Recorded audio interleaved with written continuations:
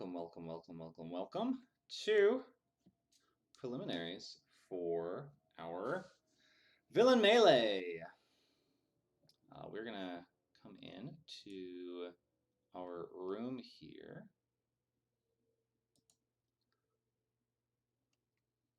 And we are going to zoom in. Welcome, everyone. This is going to be our Villain Melee. The premise here is that eventually we're going to have a double elimination tournament for 21 players. That is one player for each villain. Each player will only get to play one villain, and each villain will only be played by one player. In a silly sort of way, we're trying to see which villain comes out on top. Whoever can pilot their villain the best. Hopefully we have a lot of fun here, but we need to decide who is going to pilot each villain. So to determine that, we are having these preliminaries. They're going to be multiplayer mirror matches. We had some signups, and you could sign up for as many villains as you wanted to. And for each villain, we have this brawl where everyone plays at once. We only do one round, and whoever wins that gets to champion the villains. So to start off, we're starting off with Horned King, which we will do once both of our players have entered the room here.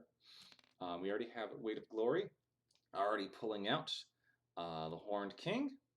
We're just waiting for, I believe we only have one other player for the Horned King. Unfortunately for my favorite villain in the game, we had the fewest amount of entrants for him, but we do have these two players, so let's see what they can do, see which can come out on top. Hopefully we aren't going to wait too long for our second player so we can get started. I'm hoping to get through as many of these as I possibly can, and I should probably promote people in here. Yeah, there is our other person.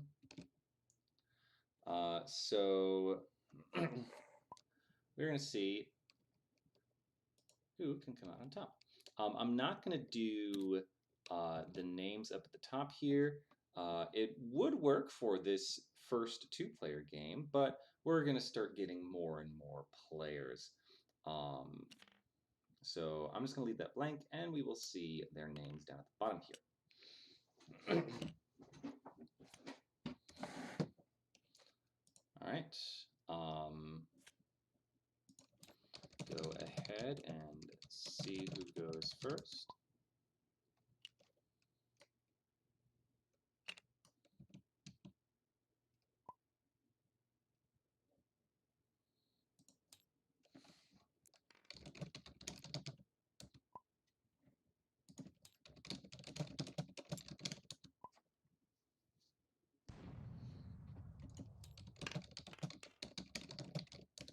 Yeah, it's just on the fly rolling. If there's only two players, we will do the usual mulligans for the matches. If there's more than two, we're not going to do any mulligans. You just get your power. Looks like Shrimp Taco has choice of going first or second. For more than two players, we will just have whoever rolls will just go first. All right, I am zoom in like this. Hopefully that's good enough. Oh! All right, looks like Shrimp Taco wants to mulligan a hand full of ancient soldiers, which would not have been very good for an opening turn. Woof. All right, so we got Weight of Glory and Shrimp Taco here, who also goes by Daniel. They are playing as Horned King. Yeah, so Horned King, his objective is to start his turn with a Cauldronborn at each location. Cauldronborn are allies in his deck, but twist, he can't play them normally using to play a card action. He can only play them using the Black Cauldron, which is a relic. Oh, looks like both players are getting mulligans, which is interesting. Oh, I think Shrimp Taco forgot to shuffle. That's what we saw. Fallon Meepers, this is a tourney of Disney Villainous, which is a card game. I'm not going to explain all the rules right now because there are a bunch, but if you look up Disney Villainous, there is a strategy wiki, which I run, which can go through the gameplay for you. You can also find PDFs of the rules. First turn, right out of the gate, Shrimp Taco is going to the dungeons, which gain 2 power, is going to fate. We have our first fate of the tournament. Hopefully that fate deck was shuffled. We'll find out in a second. Skurgy's Sacrifice and Fluter. Oh, that is the worst first fate you could possibly see. That is a forced Fluter because Gurgi's Sacrifice cannot be played. Woof. I think Weight of Glory's chances have just gone way, way up. However, we are seeing Fluter being played to possibly the best location to play him here, which is Morva. And we are seeing thrown right back. Oh, that's a little bit better, Dolly. Things are just happening very quickly. Fluter Flam normally would move all allies to his location. That's what you want to do with all those Cauldron-born, get them out of separate locations. But he's going to squat there at that top Fate location. It looks like Shrimp Taco here just wants to get in that power and discard. You won't be able to Fate. Ooh, that's an early Cauldron-born that is getting yitten. Figuring out how to do a discard pile here. Melee means that we're going to be doing each villain has a champion. So it's going to be a 21 player double elimination tournament, as I was saying earlier. Each player can only play one villain the whole time, and each villain is only played by one player. Okay, so we see our first Ancient Soldiers thrown down by Weight of Glory at Fairfelt Kingdom. That is all. Ooh, that's all I wants to do there. Just get that down. Play is passing back to Shrimp Taco, who is also going to go to Fairfelt Kingdom. So we saw opening fates, but now it looks like we're settling down to get some power, get some cards in play. Do we also see an Ancient Soldiers here? No, it is Horned King Henchman being played over to the throne room for 2. And looks like we're going to use the Gwithanes to kill Dolly. Just get him out of the way. Wrong discard pile for those Gwithanes. Looks like Weight of Glory is reminding. There's still 2 power. In case anything else. But it looks like we are just ending the turn. And oh, here we go, another fate. Weight of Glory, go back to the dungeons. And we see Fair Folk and Fluter again. You don't really want to see played. But Fair Folk is pretty good here. That means Ancient Soldiers may not be played. I'll do a little highlight. Fair Folk, Ancient Soldiers cannot be played here. So the Ancient Soldiers, which are these, have to be played first. And then they can be swapped out for Cauldron-born by the Black Cauldron if they can claim the Black Cauldron and flip it over. Wacko has some Shrimp Tacos right now. Nice. Shrimp Taco is going to Dungeons. Is going to repay the favor. Gets out there first. Oh, nice! This is what we like to see in the mirror match. We see the Horned King's only condition, which is only moments away from victory, letting Weight of Glory throw down another Ancient Soldiers. But we see Weight of Glory is getting his own Fair Folk thrown down as well because of that Fate of the Dungeon. So that's great. That puts Weight of Glory quite a bit ahead here. That saves a lot of power getting to use that. But we are discarding a Cauldron-born. And the other only moments. Looks like both players are having trouble actually claiming the Cauldron. There are only a few cards that will do that in the deck. Ideally, you want to use Show Me the Black Cauldron, which just does it for 1 power, but there are other ways as well. And both players right now just want to discard, because you need to claim the Cauldron. And both players are discarding Cauldron-born, which, ooh, interesting. So discarding, we have made a bargain, which I was about to mention, is a way you can get back those cards you've discarded, but we are seeing Shrimp Taco discard it here, which honestly makes sense because if you get hit by I Believe in You, it's going to go away anyway. Weight of Glory, going back to Fairfield Kingdom. Gonna kill Fluter, which honestly, right now probably isn't the worst thing. I think we're going to see a reshuffle here, and this does open back up Morva for more fating. Ooh. I think we just saw just off screen here. Yep. Weight of Glory is doing that reshuffle with We Have Made a Bargain.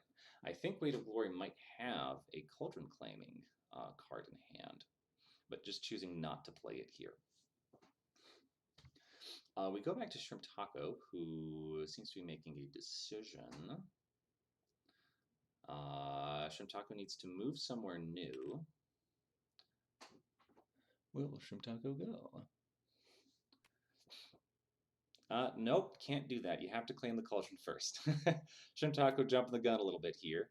You do need to claim the cauldron and flip it over before you can start swapping out with Cauldron Born in your hand. So we're going to gain 2 power. Are we going to claim the cauldron? Do we have weight of it? No, we're just going to play Visions.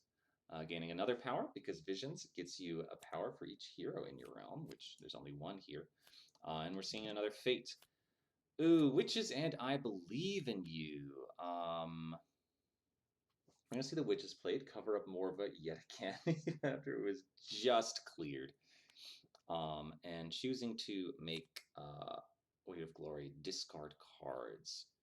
Okay, no, not discard cards. Lose power, which is probably better here because you don't want to give... Oh, and we're just immediately killing the Witches. Making Horn King discard cards here would probably help because Horn King is still trying to claim the Cauldron. And we're seeing a discarding of... and oh, we're seeing the Cauldron Born go again. This hurts. Hopefully someone will be able to claim the Cauldron soon, so we're not just milling through our decks needlessly. We're going to gain 3 powered Fairfolk in here for Shrimp Taco and throw down Shrimp Taco's second Ancient Soldiers, but having to pay for it the hard way. Although, even though Weight of Glory was able to get that cost reduction on his second Ancient Soldiers, Shrimp Taco is sitting on more power. Are we going to see Shrimp Taco use that power? It looks like not. Over to Morva. Spending 2 on Gwithaints. Take care of those fair folk. And can also get in some discards here. And a Fate. Are we going to see a discard from Weight of Glory? Weight of Glory, you need something to claim the Cauldron. That is something you need. We are doing a Fate. Oh, Gurgi! Gurgi's Happy Day. I think you want to use Gurgi's Happy Day here.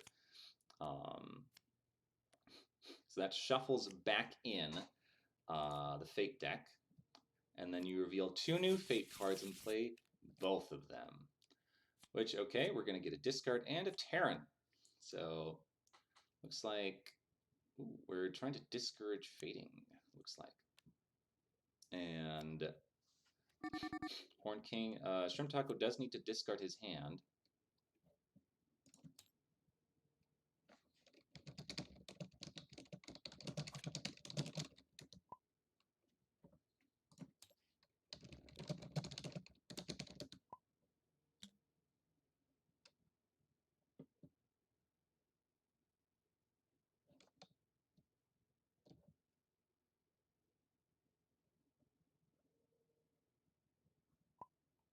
Nope.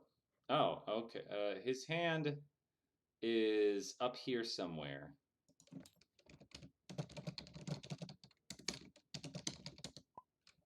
That is very strange.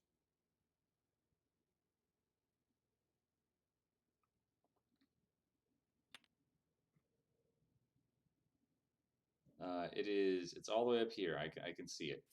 There we go. How did it end up all the way up there is a mystery. Oh, there goes the Ancient Soldiers back into his hand. And then Shrimp Taco is going to draw 3 new cards.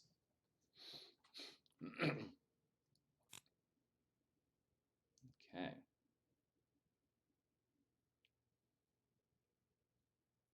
Okay, it then goes back to Shrimp Taco, who now has but a 3-card hand. Outlast Duo, we're still on the first preliminary here.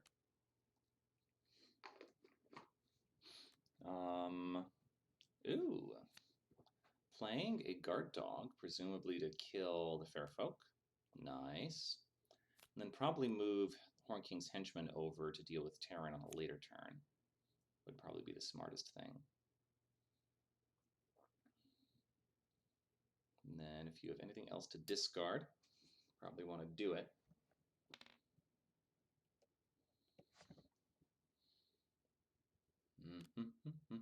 Oh, still trying to claim the cauldron. That hurts so much. Way to glory, going back to the Fairfolk Kingdom. Do we see a claim? Oh, we see dead Fairfolk using the Gwithaints. There we go. We have our first claimant. We get to claim and flip over the Black Cauldron. Oh, and we are going to reshuffle the discard pile. Get back all those Cauldron-born we discarded. And flip that over. That means that on Weight of Glory's next turn, he can start putting out Cauldron-born. Now, that could be made moot if we see an I Believe in You or a Reunited to bring back the witches. Oh, and perfect timing. Shrimp Taco is also going to claim. No, other way. But will not be able to flip over the Cauldron. Since they do not have an Ancient Soldiers at this location. But we are going to get a Fate. Let's see what we get. All right, we're discarding first. And then Fating. What do we do? There's an I Believe in You and a Reunited. If you reunited the witches, then that means no power for you, and you need to wait another turn. I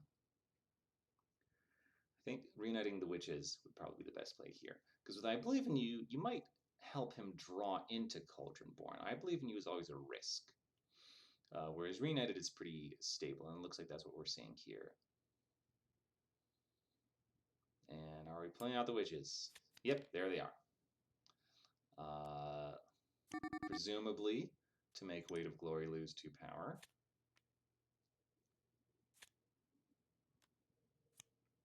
No, getting played there and not at Morva. Interesting. So one thing about playing there is that that covers up a move action, which means it's harder to get stuff out of the way from Fluter, who is still in the discard pile. Okay. So you play Princess Eilonwy, or replay the Fair Folk. Looks like we're going to see the Fair Folk replayed. I think Dolly is also in there. No, Dolly got reshuffled. So we're going to see Fair Folk,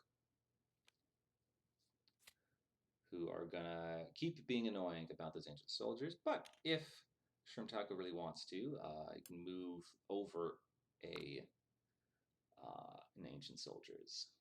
In game 3, play another Ancient Soldiers. Very nice.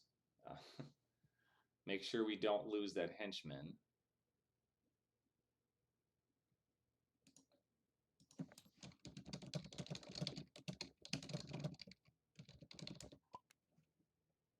And we're going to see a Visions.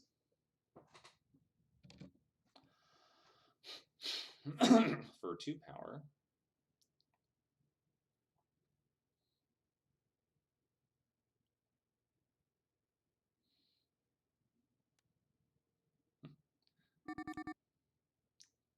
And presumably we're going to see the Cauldron flipped over. It's like time ran out there. Oop.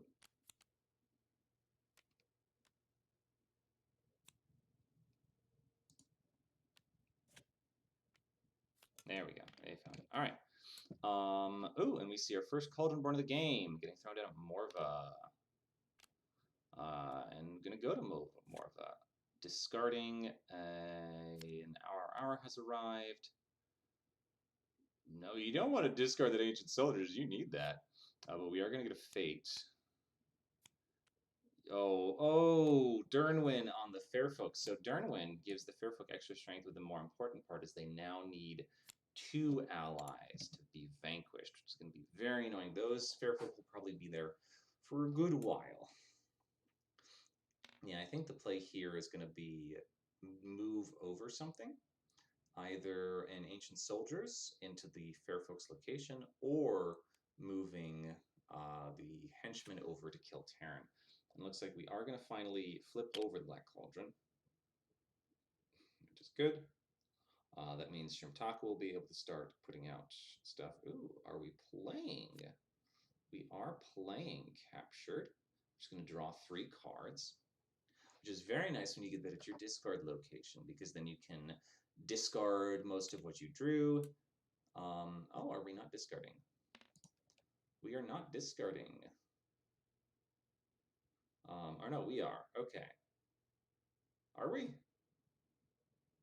I think we've been having some issues with the timer here. We are discarding 3, but only 3. All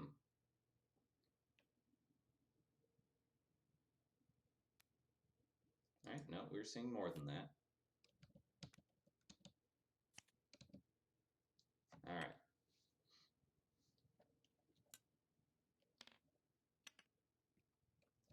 Okay, so, all right.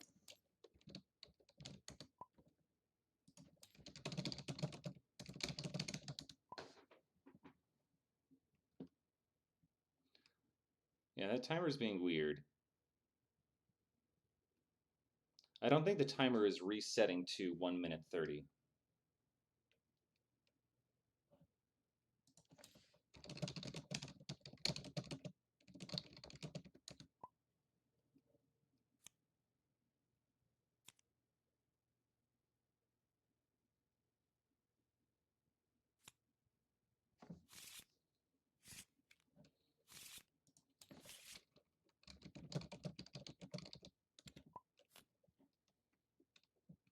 All right, timer is fixed.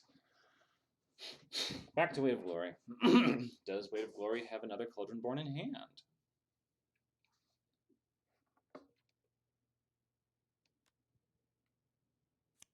No. We're seeing Ancient Soldiers being thrown down, and that's it. And it's back over to Shrimtaka.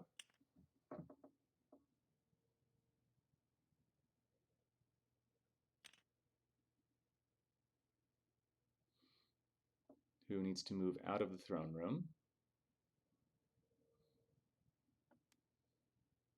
Oh, well, before we do that, we have Shrimtaka's first Cauldron Born. Very nice indeed.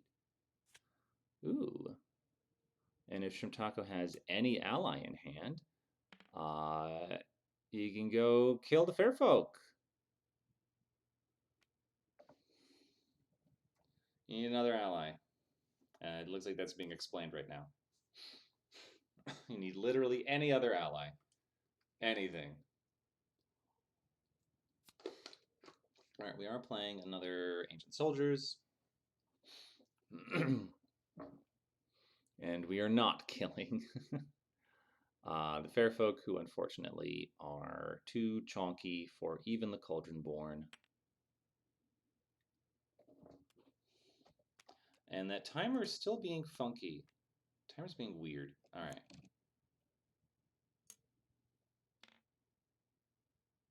We have another Cauldron Born for Weight of Glory.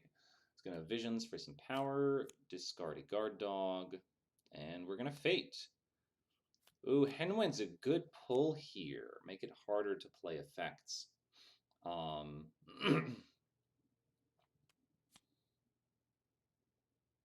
Yeah, you don't want to pull out. Yeah, Henwen there is good. Actually, no, I would have put Henwen at the throne room because there isn't an upper row Vanquish at the throne room. So it would be another turn before that was happening.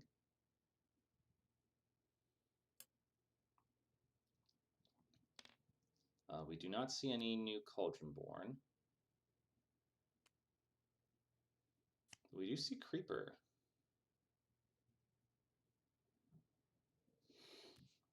We're going to finally get rid of The Fairfolk.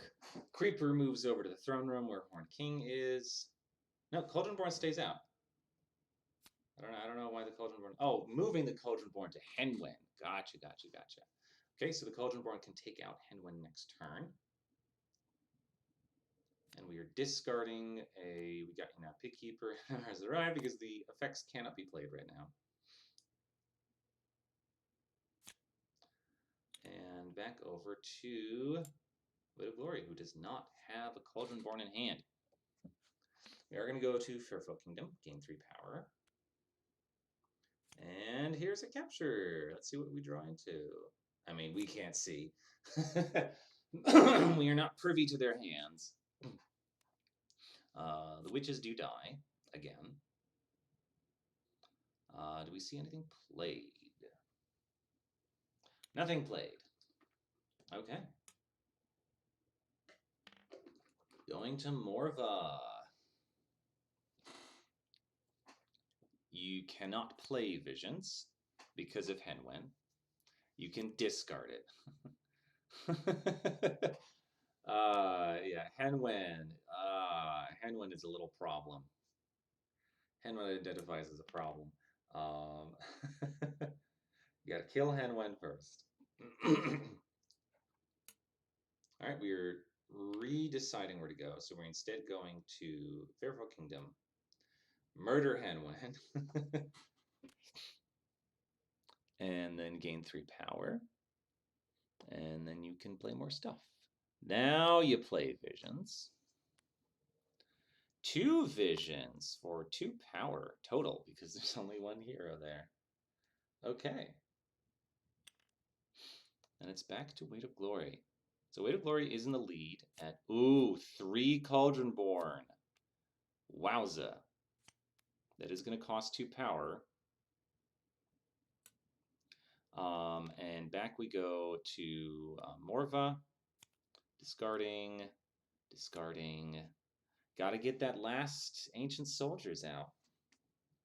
I think it's a little too late to rely on Only Moments currently. Although, oh, yeah. Shrimp Taco doesn't need to put. Oh, you're discarding an Ancient Soldiers. Nice. Shrimp Taco does have enough Ancient Soldiers in play that he doesn't need to play anymore. So I would not try to go via Only Moments.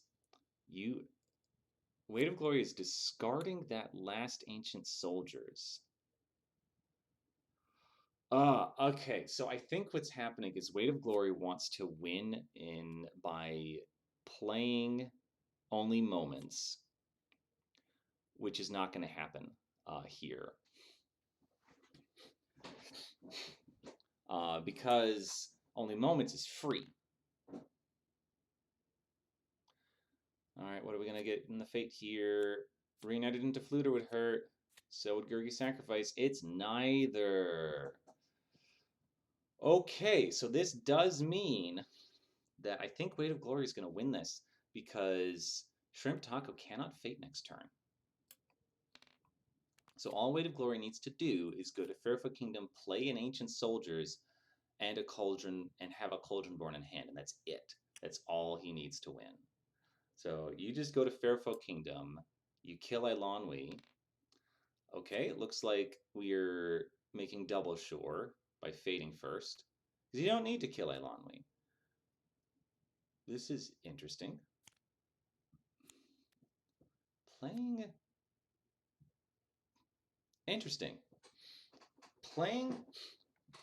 the Ancient Soldiers to a place with a Cauldronborn. I mean, sure, you can move it next turn. Oh, I think... But here's the thing. Shrimp Taco can't fate anyway. Shrimp Taco cannot fate you. You're good. Nothing else you can play, nothing else you can discard. If Weight of Glory has a Cauldronborn in hand, this is game, and Weight of Glory will be the Horn King champion. Oh, we're losing Creeper. But we are seeing the 3rd Cauldronborn for Shrimp Taco.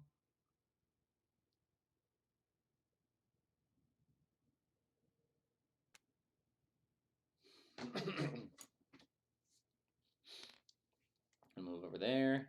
Move over Cauldronborn and kill one of these heroes. Killing Dolly. Shrimp Taco is now also in a winning position. So if Weight of Glory doesn't have a Cauldronborn, that means Shrimp Taco will win. Ooh, okay. Okay, this is if Shrimp Taco draws into a Cauldronborn. And we do see the last Cauldronborn down, and it will be moved into place, and that is the win for Weight of Glory, who will be our Horned King champion. All right, let's hop in to their channel. And I just kept getting, like, I knew I just couldn't keep the heroes off. More of a. That was very well played, both of you. Shrimp Taco, you were a turn away. It's just Weight of Glory was just one turn ahead. Yeah, no, it was a good match. Yeah, that is the kind of Horn King play I like to see. It was a little sad that both of you couldn't claim the cauldron for so long. We were just talking about that. It took forever to get claiming the cauldron. Yeah. So, yeah, it was, and then Gurgi's sacrifice was buried over here. So, but did you have a cauldron born in hand at the end? I did not actually, so I would have needed to go discard. Let's see. I mean, I would have discarded my entire hand. So if I picked four more, even if I picked four more, there's still no more Cauldron Born. So it was at least 3 turns. Mm-hmm. Okay, Way to Glory. How does it feel to be our first champion? I don't know. I was planning on this match being like a last play, and then we flipped everything around. So, but yeah, it's good. I like to pick villains that aren't necessarily picked by a lot of other people, and so I'm glad to have a chance to play Horn King, and he has a little bit of a tough time against some of the quicker villains, but we'll see what we can do. Okay. All right. So that does mean that you are no longer in the running for Madam Mim. She drops down to 8. Mother Gothel drops down to 7. Queen of Hearts drops down to 4. Radigan drops down to 11. And Ursula drops down to 5. That does mean that next up is Queen of Hearts. So I will do a ping in the Discord, but if you are in Twitch right now, Jai Andrea, Mooch, RJG2, and Zachary. Okay, I do know that RJG2 is running late and won't be here for another hour. The next one up also features him, so we're just going to have to go without him. So Zachary, Mooch, I believe, also cannot make it because they are in the Philippines. So that's Zachary and Jai Andrea. If you can hop on in, I will ping you.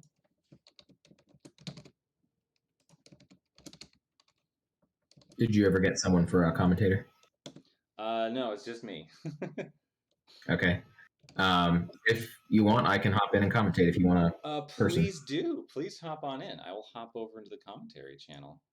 All right.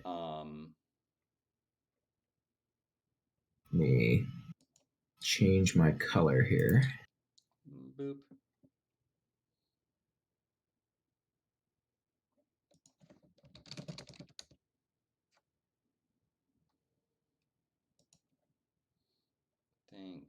I think.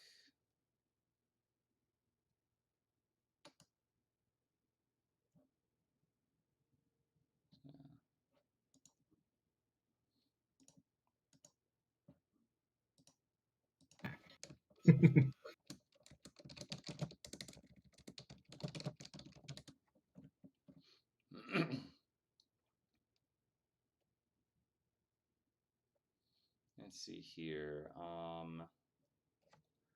Yeah, RJG2 is not going to be free until after 9. I'm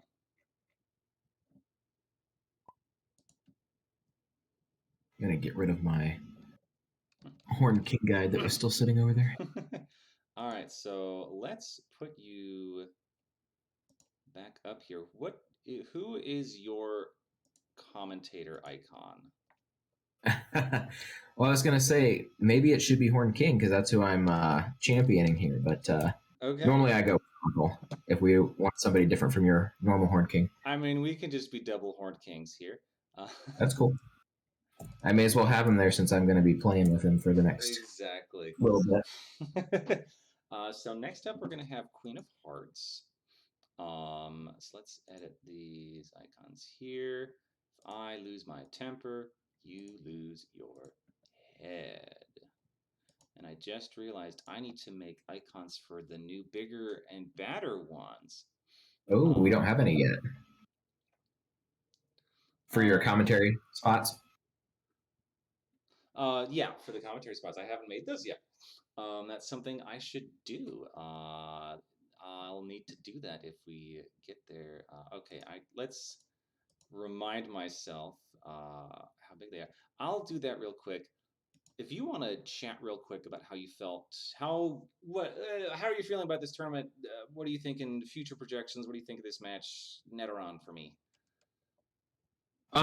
Yeah, so like the in terms of the tournament, just an exciting thing to get back into it. We have some new villains that just came out in the bigger and badder, Syndrome and Lotso and Madam Mim. So I think it'll be exciting to see how they compete with some of our regular villains that we've had for a while.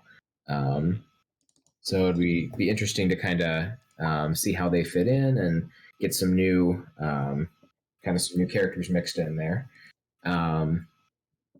Yeah, looking forward to it. I think it's a neat idea to just champion one villain. I know we've kind of talked about it for a while, but to kind of keep that and see kind of how they compete against each other all the way through a tournament bracket. So it should be pretty fun. Yeah, it should be. Hopefully people have fun. Oh my god, I'm doing Lotso first, and he's just so spooky. Which one emoji are you picking for the? This is going to be from the villain guide. Okay. It's just so creepy.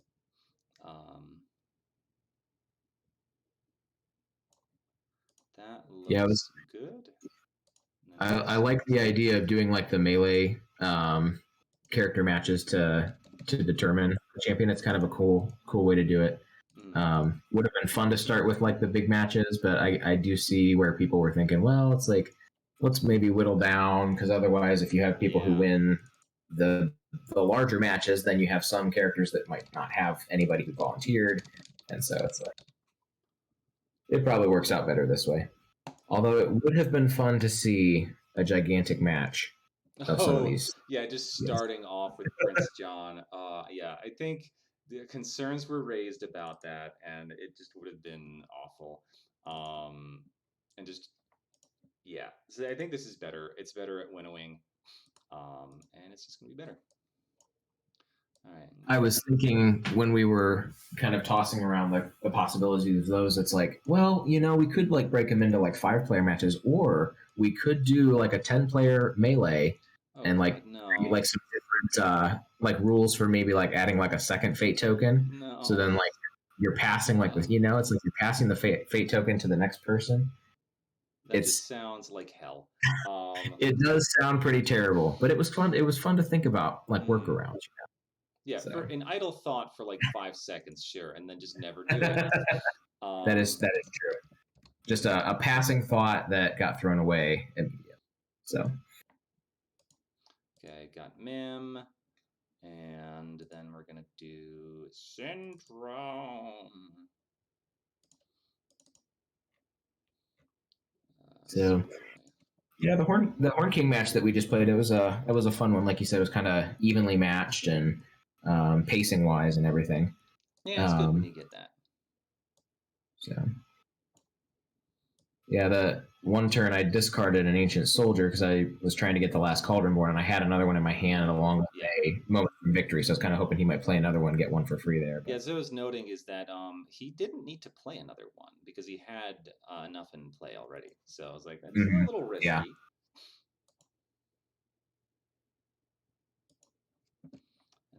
Syndrome is you can't count on anyone. All right. Okay, let's look back in here. We have Zachary is here. We are waiting on any of our other players. You said we had dropped down to 4. Okay, so it looks like the only person who can make it right now is Zachary. I do know that RJG2 will be around in about an hour. So let's see, what is the first match that does not have RJG2 in it? Okay. So at 5, so 4 is Queen of Hearts. We're gonna have to skip that.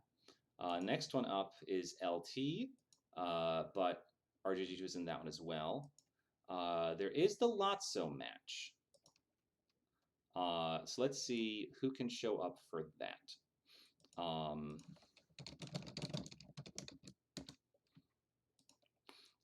That's Aiden took over. Baby Daisy Lover is not going to be able to make it, but may as well ping. Shrimp Taco gets another chance. Funny Tunes.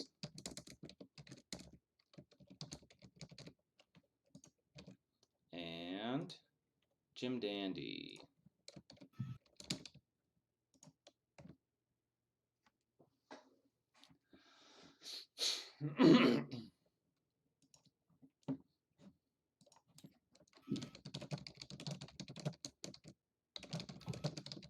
So, which of the 3 new villains have you kind of found the most fun to play? Most fun. I've been having a lot of fun with Madam Mim. And I am planning to do like an update video where, because I did that video of ranking all of them by personal preference. Oh, yeah. And I was just going to update with here's how I would rank these 3. And Madam Mim, I like the best. She is a lot of fun. You feel like Madam Mim from the movie, and that's one of my favorite movies from being a kid. Wow, English. It took me a while, but I do like Lotso. He's very counterintuitive. He plays very weirdly. But I think I like the weird way he plays because if you play him straightforward, you're just going to lose. If you play him this weird combo way, you can actually win. And that's interesting. Syndrome, like 2/3 of the time, you can have a fun time with him. The 1/3 of the time where you get just wiped by the kid on the tricycle, you just hate life, and there's nothing you can really do about it. Yeah, you get if you get a bad order of the fate deck and things just get stacked against you, and your second vanquish spot gets like double covered by heroes. It's like yeah. It's interesting. One of the interesting things I found about him is that there's so much like a different play style with the conditions that have been kind of like interspersed. Like originally we would only have like a couple conditions, like 2 conditions with like 2 cards each for most of the villains, and they've kind of started playing around with them a little bit. So like Syndrome's got like a third of his deck is conditions, and I think like Madam Mim's got like 6 total cards for condition cards, and Lotso's got like 8 or something like that. So yeah. So it's interesting, kind of combining those into like a regular play style, as opposed to one-offs that might go off every now and then, or something that you can try to play around for certain villains. A lot of their conditions are pretty much impossible to play around for some aspects of the game. Yeah. And unfortunate. So there are always going to be casualties of timing. Baby Daisy Lover was very interested in playing as Lotso, but it's just not a good time. We have to have the thing at some point, and So if you can make it on another time for one of the other ones, you can still try for the tournament, but let's try to get stuff done. We got to do some of them. So we're going to do uh, someone posted the Discord the GIF of Radigan squeezing the doll and saying, "Wero watching everyone cancel last minute." It hasn't been everyone, and this is why you overbook. This is why you get too many people signing up, so that we actually have people. Yeah. Comment. I don't know who to talk about this with. I would like to start calling the state of having all unplayable cards in your hand syndrome.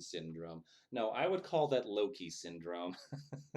But I have already made my feelings about Marvel Villainous clear. We don't need to talk about that. All right. We already have Shrimp Taco back in here. We also have Jim. All right, we got Jim Dandy's popping in. Yep. We got at least 2 people. We do. One more than the Queen of Hearts. Yeah. So we are waiting for one more person. Funny Tunes. Oh my god. Who is supposedly on their way. We'll give them. Looks like. And there somebody is. Cold Schieffer fries. It's always interesting when people's TTS usernames are different from their Discord usernames. It's like, who is this? Is this the right person? Is this some intruder?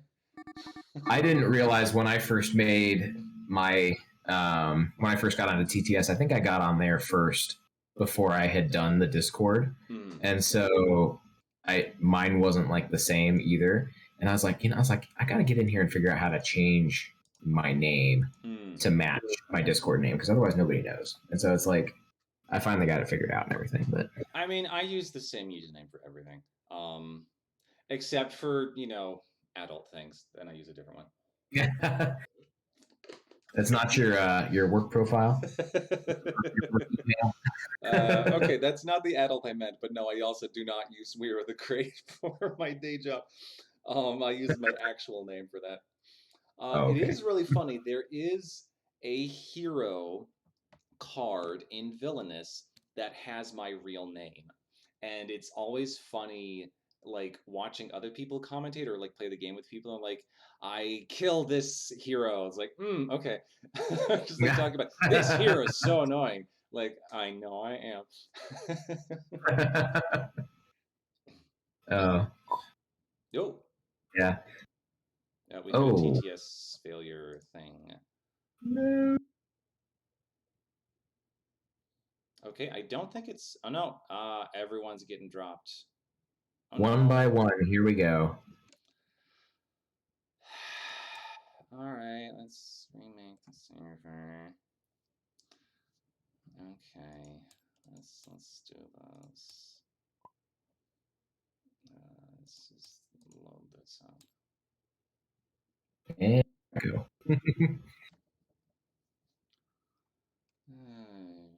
Gonna hear TTS from me. Oh god, why have you not turned that off already? Why do you still have that up? I need to be a spectator. Whenever I hear people with that noise over the microphone, it's just like, how have you not gone and turned that off yet? Yes, Waka, we are doing Lotso next.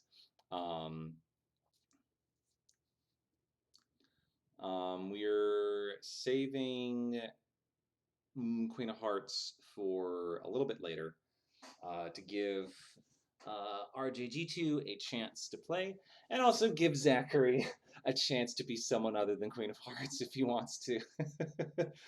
Otherwise, it would just default to him. Oh my god, Obi-Wan Jose, turning up the music's not allowed. Obi-Wan Jose, okay, you're another one where like you have a different Discord name. I don't remember what it is. Or it's like the same thing with like Steam. Like I have friends on Steam who I don't normally talk to them on Steam. It's just when I'm playing a game with them, and I'm like looking at my Steam friends, like, who is this person? Is this someone I actually talk to, or is this some rando? Like, who is this? Who is this? All right, we're waiting on Jim Dandy to get back in.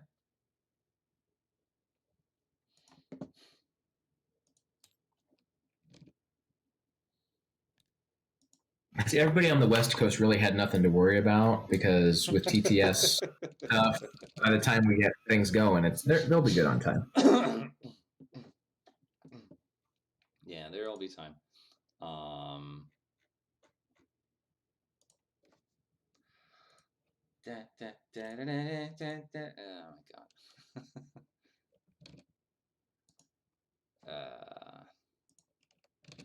Yeah, I muted myself, so hopefully my TTS music would not come through.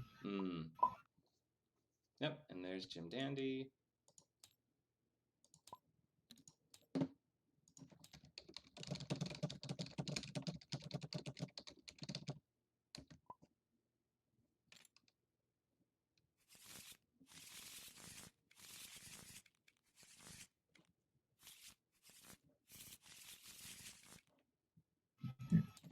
We're going to get our first look at one of the new villains here.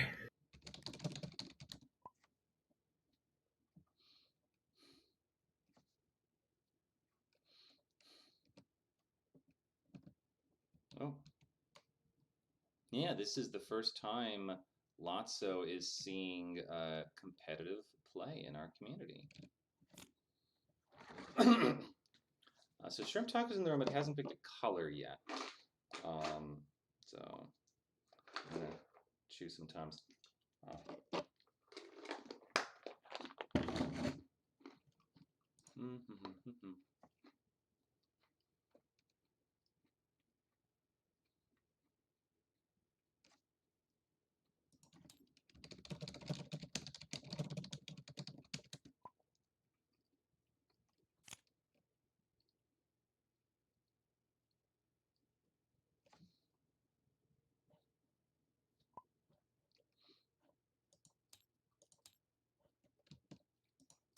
There we go. That's fixed. Okay, there's a color. Okay, now we should be able to get the die.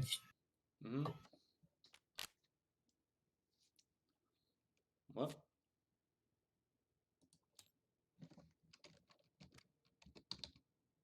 Yep.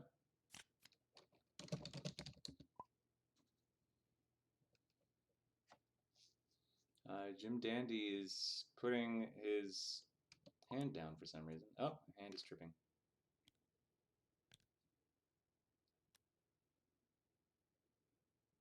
Trying to move it into his hand, maybe. That is very strange. We're having some technical issues. Tabletop simulator.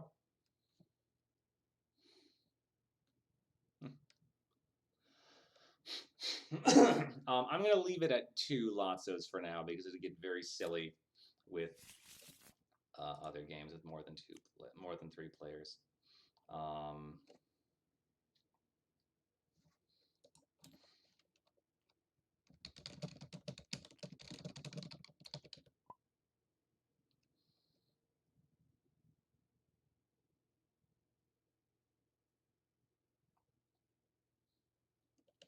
All right, Jim Dandy seems to be having some issues.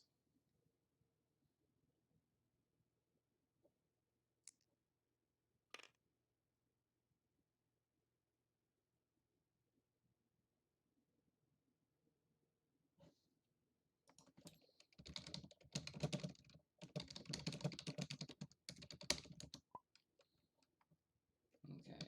Hooray for TTS.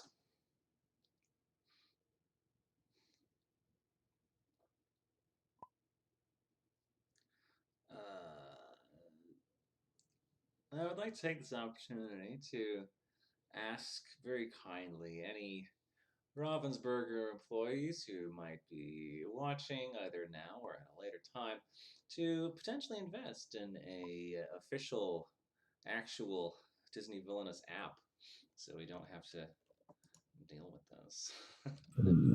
That would be so That handy. would be ideal.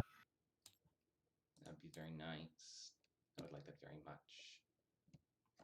All right, looks like this is going better.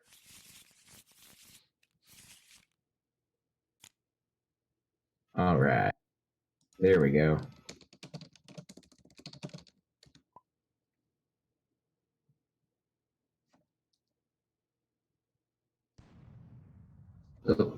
An empty cannon fire.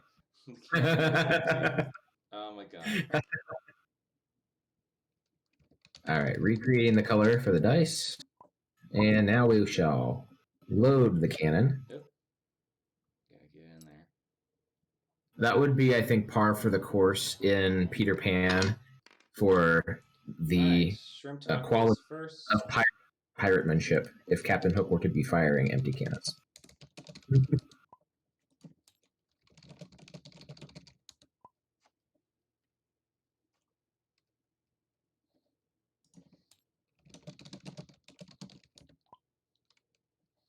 All right. We'll need to get a.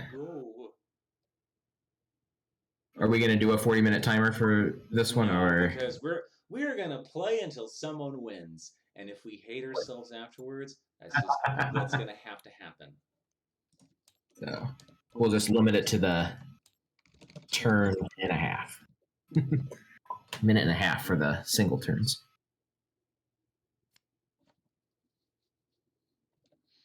Yeah. All right, starting off with the ally to the play. We are seeing a not age appropriate and a where's your kid now getting discarded. As a reminder, Lotso's objective is to have 4 heroes at 0 strength and Buzz Lightyear in the Caterpillar Room. Yeah. Also interesting to note is that since he is a new character, there are only 4 heroes in the deck. So it does have to be all 4 that are in the Caterpillar Room at 0. And it looks like we see our first hero being pulled with Welcome to Sunnyside from Jim Dandy. It looks like Shrimp Taco deliberately did not fate because he didn't want to accidentally give a hero to one of his opponents. And there really is 0, almost no benefit at all to fating Lotso turn 1 because you're not. You're very unlikely to get something that's going to benefit you. Yeah. I mean, you would hope for like a Spanish mode, but that's it. 2 out of 15 cards. Okay. Oh, looks like we just had a dropping of cards and nothing played from Funny Tunes, and we are back around to Shrimp Taco.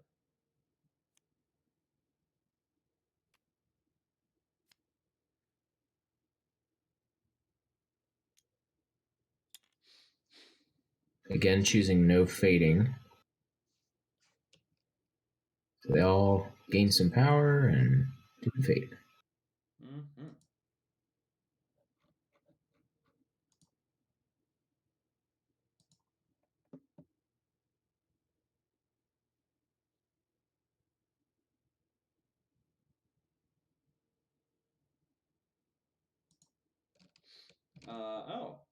So Dixie is here. Hello, Dixie. We're going to try to do the Lady Tremaine game tonight if you are still interested in that. But we're still on Lotso here. Waiting for, I think it's, are we still wondering, or maybe they're worried about the timer. The timer's still kind of acting up. Time's being weird.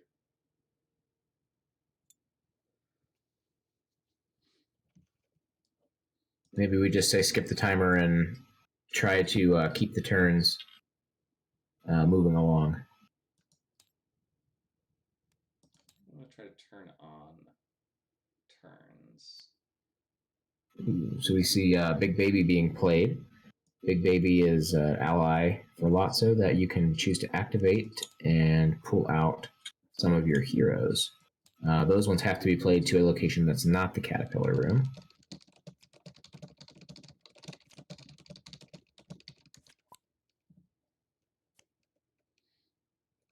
Okay.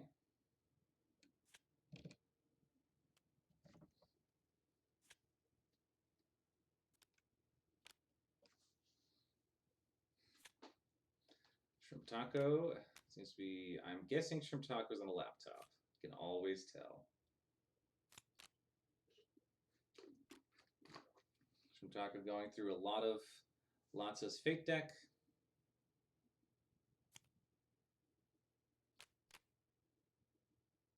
Huh. And there's Ham. So Ham is brought up by Big Baby. Cannot go to the Caterpillar Room, has to go anywhere else. Looks like Ham is being dropped in the library. And we are at Jim Dandy. Pass.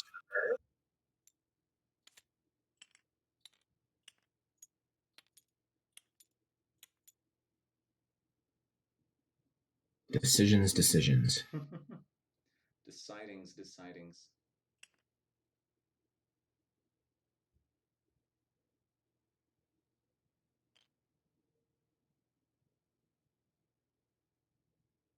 Aha. The board has been fixed for me. Yay! They read my mind. Ooh, we're seeing original factory settings being played. That will put a -1 token onto Jesse. Mm-hmm. But if no, the cards revealed by Big Baby are just discarded. Oh, apparently I am too soft. I will move my microphone closer to my mouth. Is this better? Can you hear me better now? I can hear you fine. Okay. Can chat hear me? Hello, chat. We are So also... for Big Baby, and this might have been a question that chat had. You said that those cards are still discarded even though it doesn't specify on the card. They are still discarded. So I know that like some of the other characters like Gaston have when you're searching through or flipping through. So with Gaston in particular, this was the designer of the set, Mike Mulvihill, posted in a Facebook group saying it says find, and because Take Me Instead says find, oop, did we just go through his entire fate deck there? No, I think he's trying to grab and flip, and yeah, there we go. Okay, Bonnie's Toys will remove that strength token from Jesse because the claw cannot be played. Yeah, the claw cannot be played. That's only for a hero already at 0. Our first actual fate. But yeah, so it's the fact that it says find that for some reason that means you shuffle the things back in, which you fine, whatever. I guess I was under the impression that if it didn't specify to be discarded, that they got reshuffled. But okay, good to know. I mean, in most card games, if something is revealed and it doesn't say what to do with it, you put it back where it came from. But this is more of a casual game, so I guess we just do whatever. All right, Woody is being thrown out. We have 2 heroes for Jim Dandy. Woody being out means it is safe to play Woody's hat, provided you don't reduce Woody to 0 too early. Mm-hmm. And Woody's hat would actually be a very good play for Jim Dandy, given that Rex has not come out yet. And Jim Dandy is not fading, though he has painted a very big target on himself. Ooh, we see original factory settings as well from Funny Tunes here. Choosing to put Buzz At the library. At the library, yes. Presumably to attack Rex later on. And it's back to Shrimp Taco, who is going to activate the Big Baby. No, before Big Baby is activated, we were getting Twitch played to Tri-County Landfill, which is interesting because you can never vanquish at Tri-County Landfill because Right. Tri-County Landfill has the vanquish action at its top row. So that's a choice.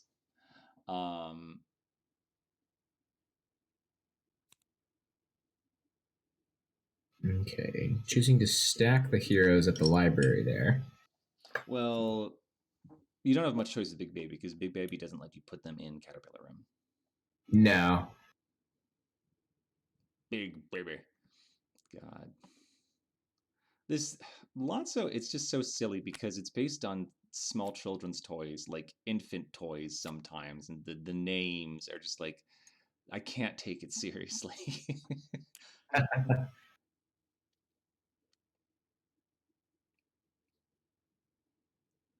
Because it's literally it's toys. All right, we're seeing another Welcome to Sunnyside. And which are we going to get pulled out here for Funny Tunes? That's both Spanish modes by One of the Claws, Daisy's Locket, and oh, those allies are going to be safe over here. Wow, that's a good pull. And getting Ham, discarding Patrolling All Night Long, which is easily Lotso's worst card. And Shrimp Taco's turn again.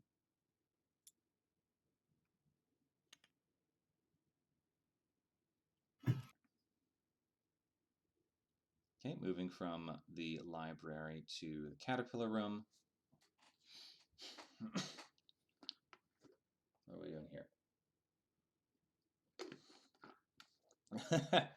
Well, Wako, you know that purple and lime green are just the colors of evil. Like, this is just scientific fact. They've done studies. Okay,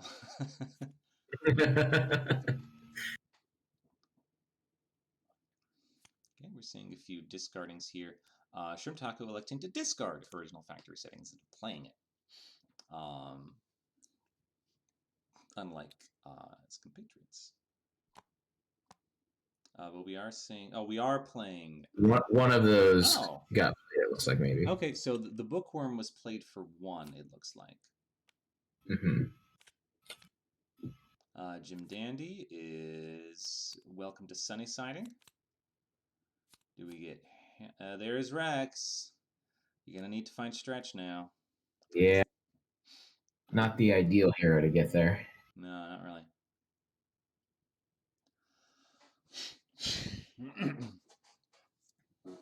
Looks like Jim Dandy is that. Yeah, the stream is going to be saved, and I will put it up onto YouTube at some point.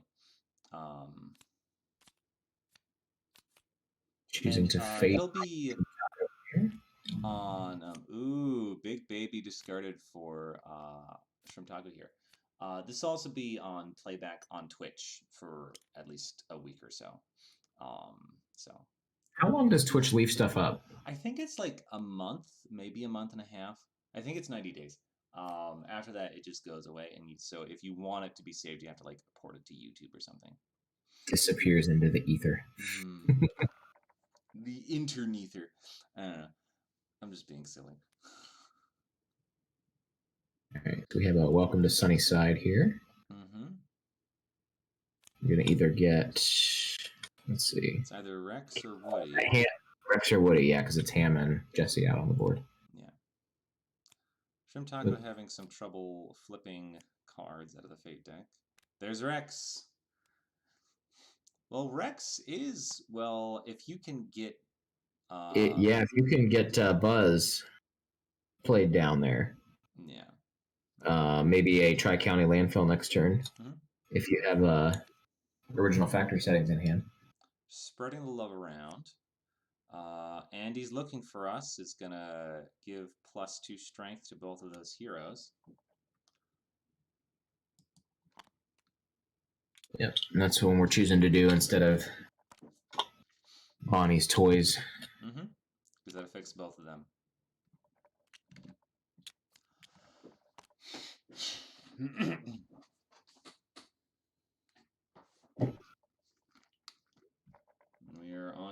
Jim Danigan. Playing Chunk. Discarding the rest.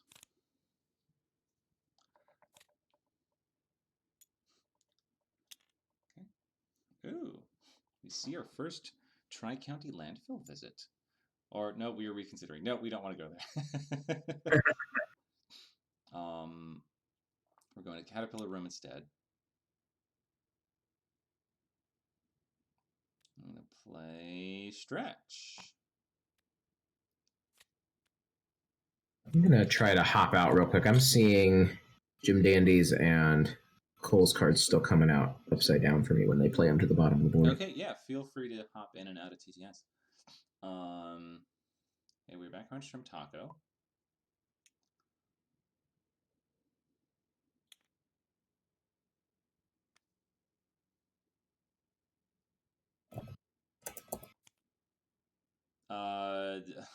Shrimp Taco is trying to do an illegal move here. Buzz prevents vanquishes. You gotta deal with Buzz first.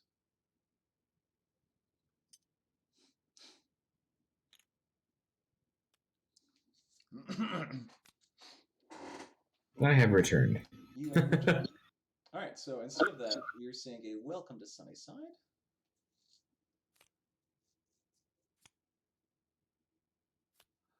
Which that is going to stick another hero at Rex's location, so we're going to have to find Stretch over there now. Yep.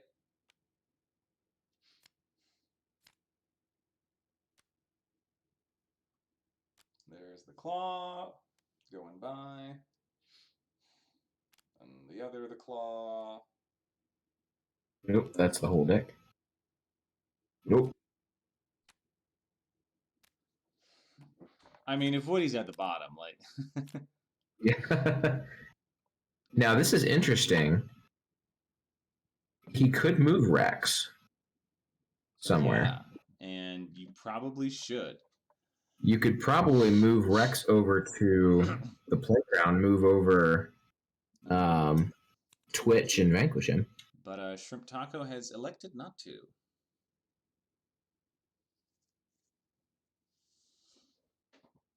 We're back around to Jim Dandy, who needs to find Stretch.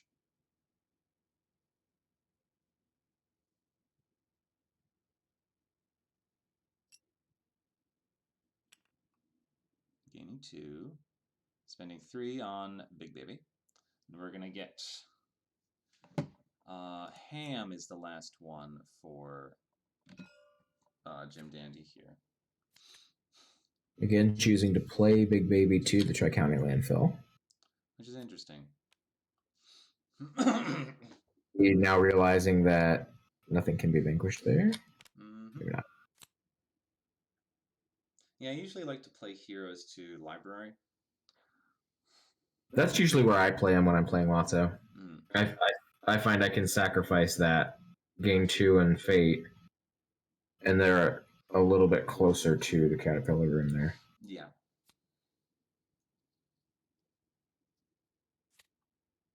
Does look like all of our players here are trying to go for some kind of combo swing, because none of them are trying to lower down. Apart from we saw one bookworm on Jesse, we're seeing Big Baby again at Tri-County Landfill. Big Baby just likes the dump, apparently. Skipping past the claw. There's Rex. And choosing not to fate. There is a... So, against any other hero, Lotso is a horrifying fate machine. But this has been like the least amount of fates I have ever seen in a competitive game, and it's all Lotsos. And it's not even close either. It's like just everybody opting not to fate. I don't want to help you, but like if so, we are saying Jim Dandy getting fated. That's because he has all 4 heroes out.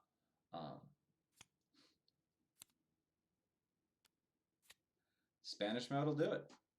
That's something. Yep. Which Spanish mode is it? It is the playground one. It is the playground. I had to zoom in. The playground.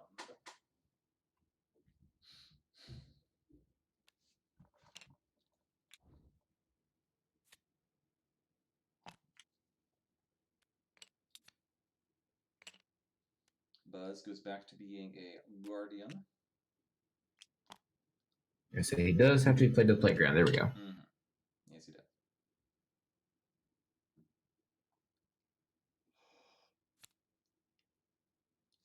Jim Dandy now with a decision of what to do now.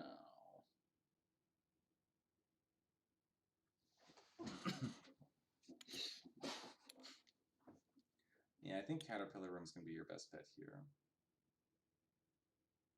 Sending 2 on Stretch. That Stretch can move out Rex. Honestly, Interesting I might have choosing. saved Stretch just in case you get a Lotso with special.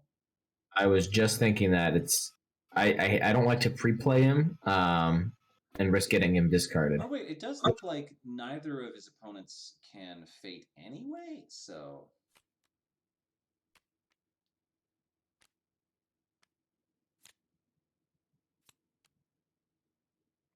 Finally seeing a condition being played there. mm-hmm. And I may have missed it earlier, but when I was not seeing cards the right way, but Something I think that's the first one I've played. Yeah, looks like it.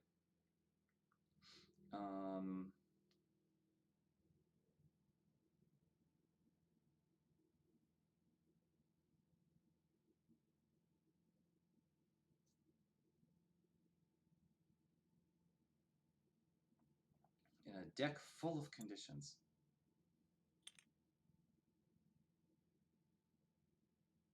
We're back around to Shrimp Taco.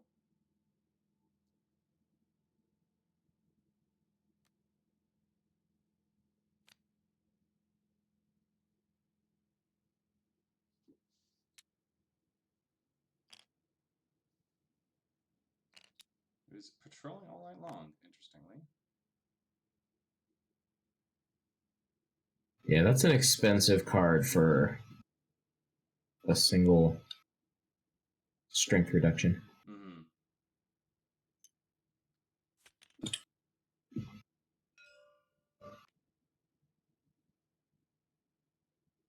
Ooh, we're throwing Rex all the way over to the landfill. And playing the hat. It begins.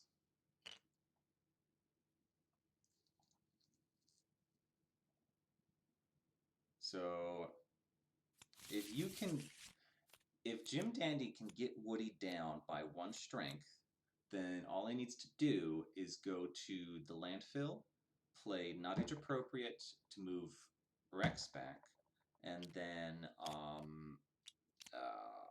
the new toys don't stand a chance. Probably the best way to do that would be. He does need to get Buzz over there too. Yeah, so best way to do that would be with the original factory settings. Right. Which would also give you the -1 on Woody that you need. Mm-hmm. We're seeing some stuff getting chucked. Not choosing to fate.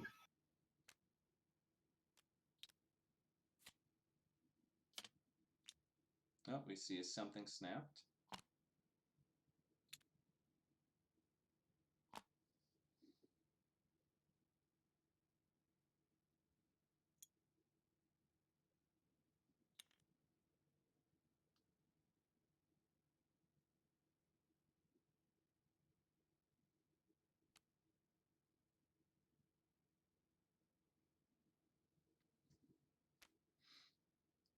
And we get an originally factory settings, looks like.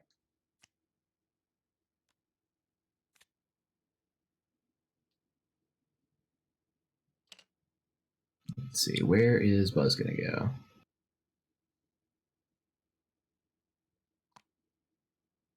Looks like in one spot.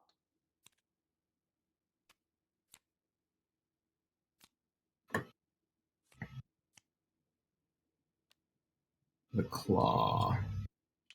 Looks like there goes Rex there. Oof, that hurts. He does still have Big Baby out though. He does.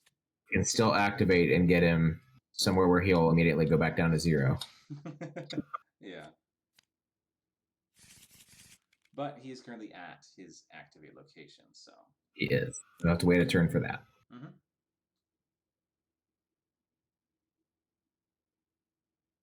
Might be a good time right now to move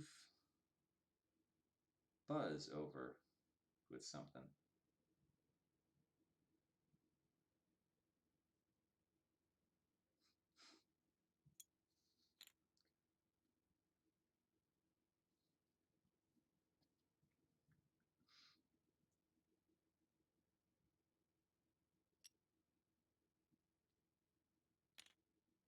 Gonna get some power here. Mm-hmm. And fading. I think you one way out here.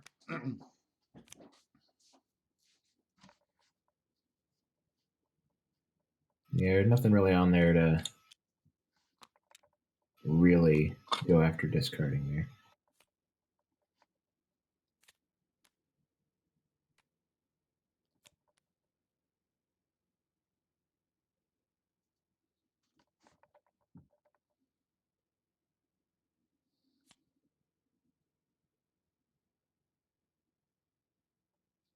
Sending Woody to the dump. Mm-hmm. Where he will squat.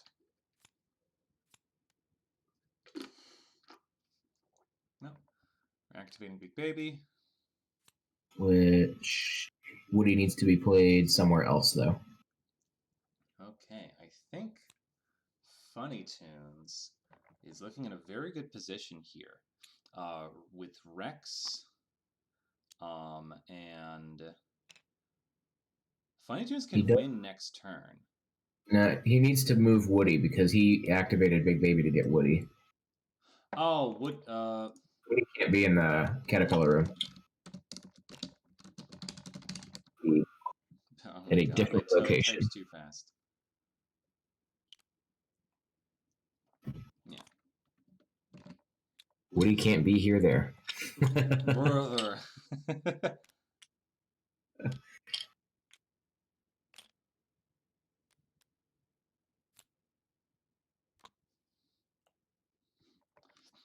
He didn't lose strength from the head. He lost it because of locked up, I think.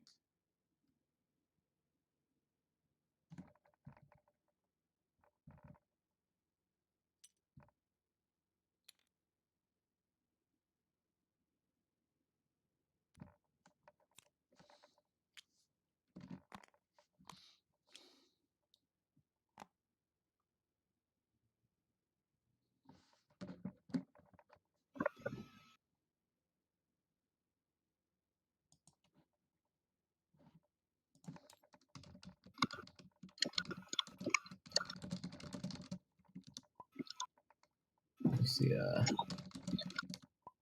locked up there from Jim Dandy. We got Jesse at 2, Woody at 4, and Ham at 0, it looks like. Ooh.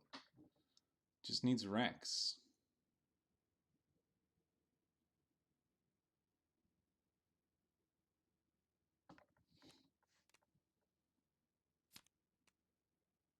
There's a something snapped. Do you really want to do that? Oh,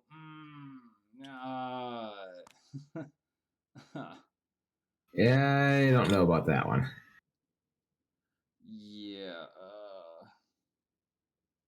Tosses Rex into the hero zone.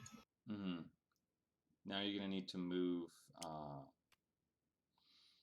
Yep, move Stretch over.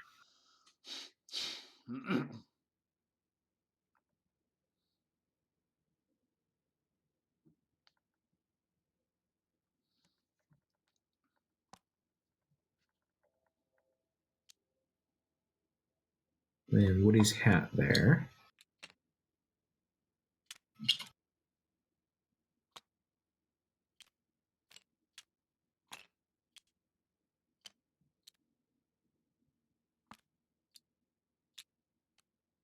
I say Rex should not have the token. We got that off there. Yep.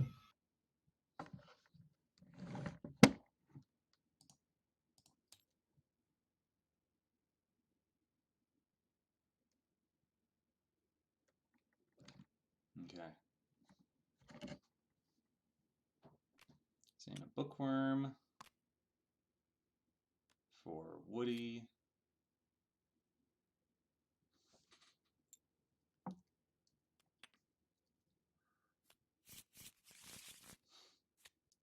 Okay. Shrimtako playing Stretch, presumably to move Rex.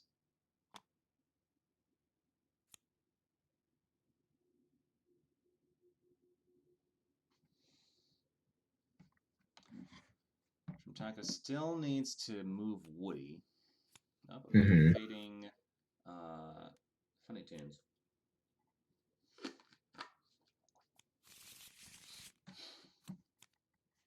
That's 2 Bonnie's toys.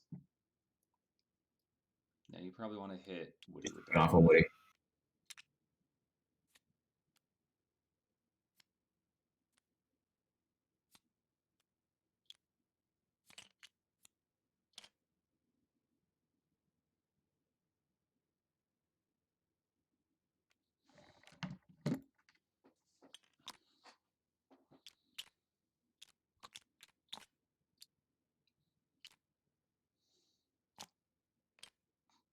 Okay.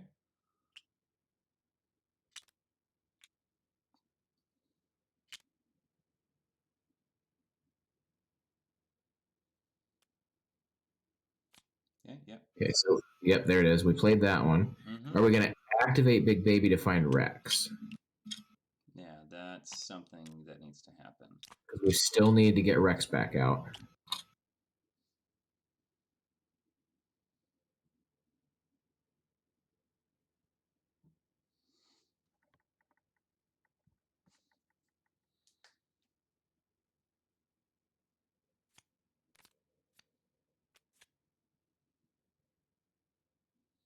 The problem is Rex would then go right back into the deck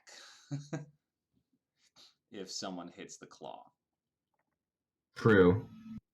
I think he wants to do it with Welcome to Sunnyside, which if he did it at Tri-County Landfill with new toys would just be game. True. But I don't think we have quite enough power yet. Oh, he is choosing to activate. Okay.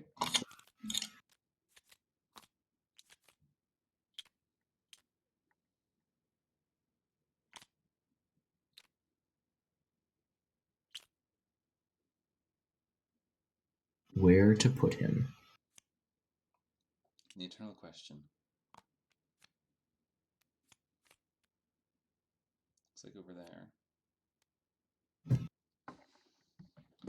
At the landfill. All right. Okay. The other two need to be real careful here now because something snapped at a Jim Dandy could be game.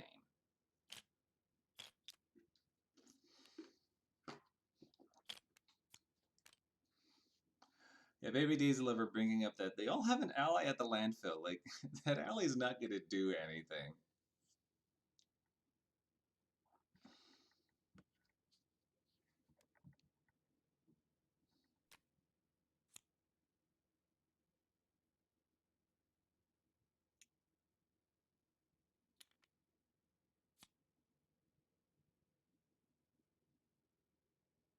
Going to the playground, playing Woody's hat.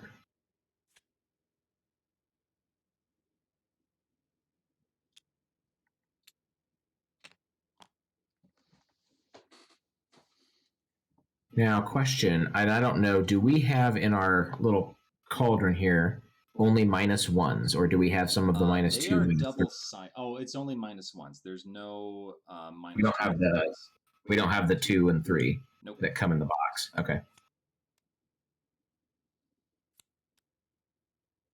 There's a smells like strawberries. Reshuffling the deck.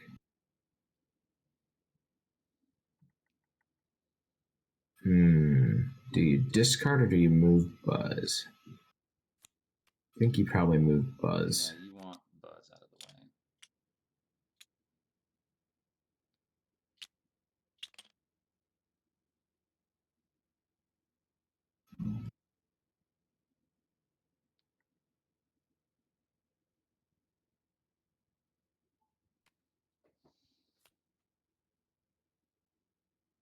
right, so Jim Dandy's turn here.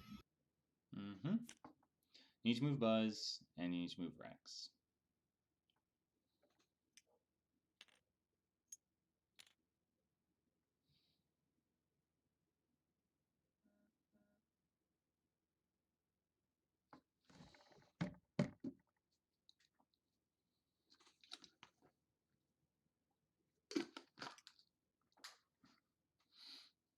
We're going to the playground, getting 3. Set you up for a combo. Playing Twitch.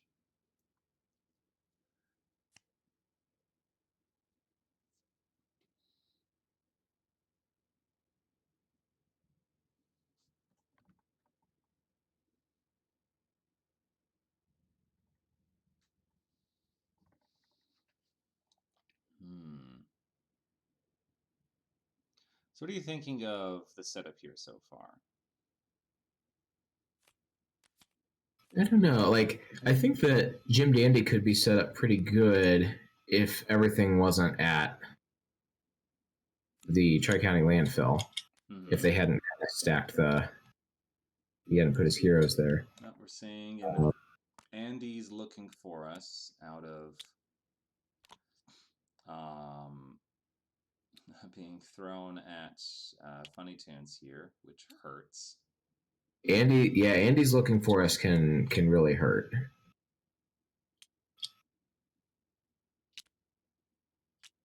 Especially when you've got like Woody already at 5 and he's up to a 7.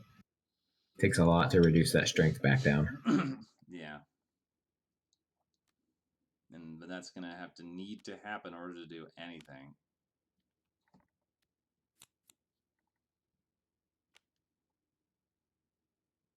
We do see something snapped.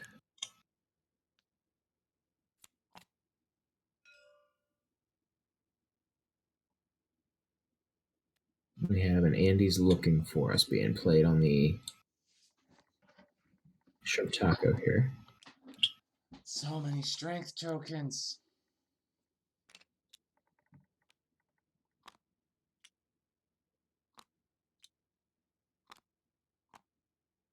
No, Rex does not get those tokens though, because he's at 0.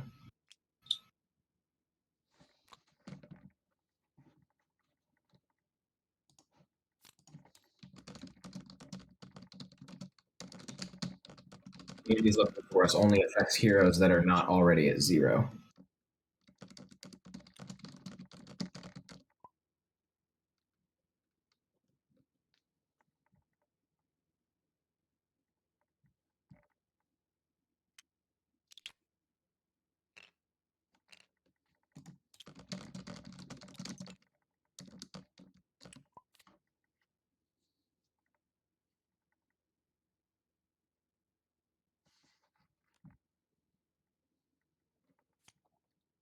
Nope. Playing New Toys Don't Stand a Chance. Mm-hmm. It's going to put everybody except for Woody at 0. Yep, so it'll put Woody at 3.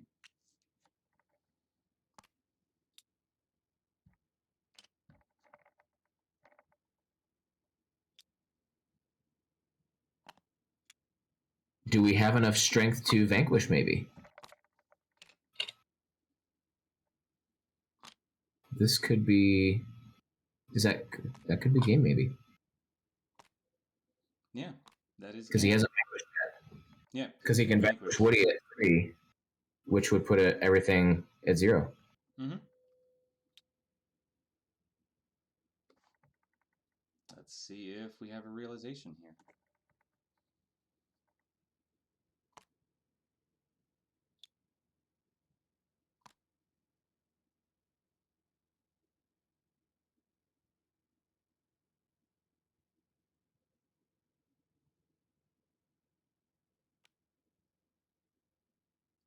Or just the bookworm. That works too.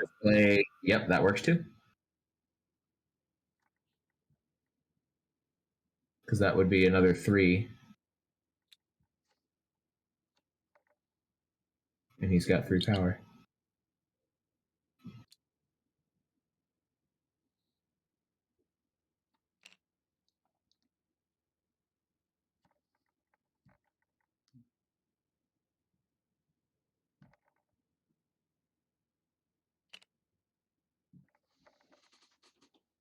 Yeah, that looks like that is a win for Shrimp Taco here.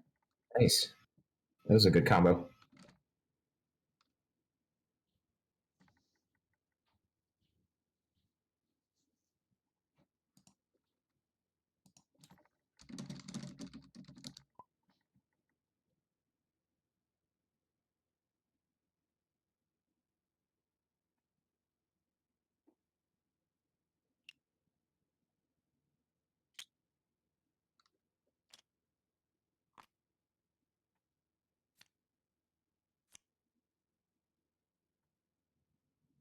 Looks like we're maybe trying to figure out if everyone else was down to 0 with that new toys. Mm-hmm.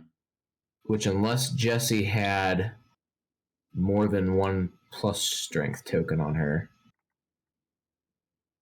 it should be. But I can't remember if she had 2 plus ones, or if she had been a minus. She should have been a minus because of the hat.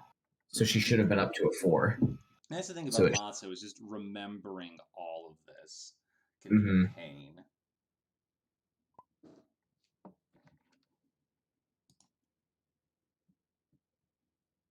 All right, well, this game has gone on long enough.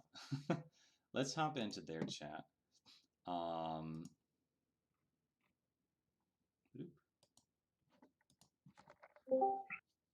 Gotta do it, huh? Hello, hello. Did I do the math right? We think so. Okay. So this is and it gets confusing because there's 3 Lotsos here, so I'm having to keep track of 3 Lotsos who all have Woody's hat out. I was like, should Rex be at 0? We're pretty sure that this was a win. So Woody was at 7.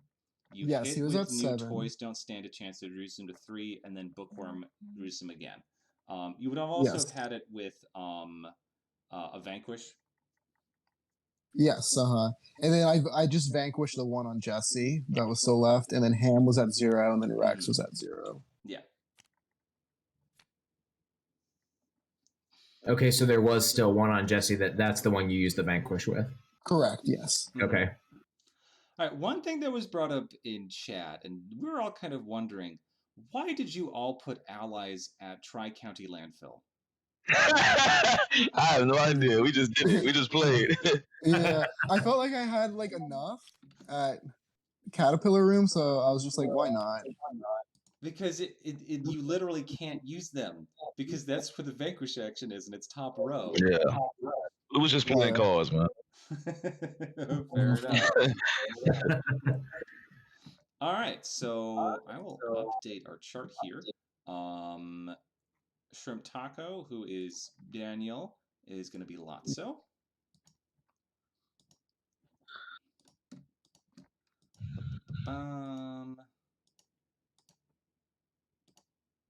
Means you are being pulled out of the rest of these. So that'll drop down Right. Captain Hook, Cruella, and Dr. Facilier. Somehow, Cruella has more entrance than Captain Hook, which is wild. Hey, I love Cruella. She is not the strongest character. Oh, but I love Cruella too. Game. It's just Captain Hook I thought was more popular. All right, and yeah, then I like both, but these. Boop-bop-a-doop. And we're gonna go to the next one. It's already after 9, but we got to get through these. Hopefully the rest don't take as long, and we don't have as many technical issues. I don't know what's going on with the timer. That was kind of weird. Yeah, that was weird. Yeah. Okay. Looks like RJG2 is here now. So let's go ahead and do Queen of Hearts.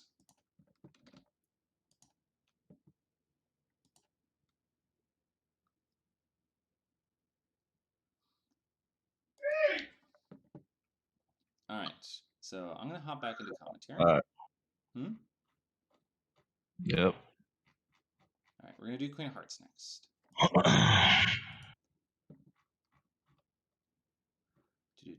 Do.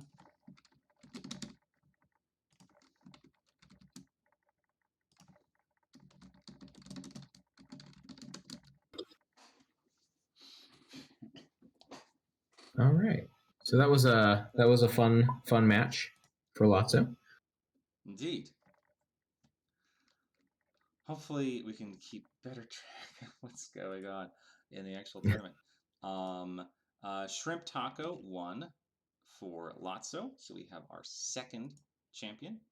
So far, we have Weight of Glory, who is joining me here as co-commenter, as Horned King, and now we have Shrimp Taco as Lotso. Next, we are going to determine Queen of Hearts, and I think Zachary and RJG2 are the only ones available for this. Unless Jai Andrea can show up.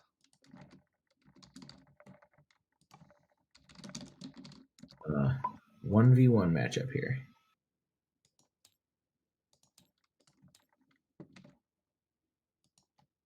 Indeed. Let's change back. Math herded.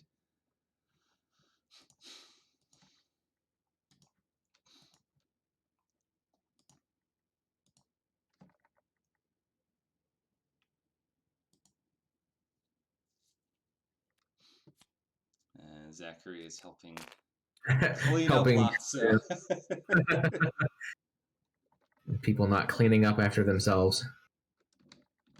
Now, granted that we did just see Lotso, who is from like a daycare center, and those kids probably aren't good about cleaning up after themselves. Mm-hmm.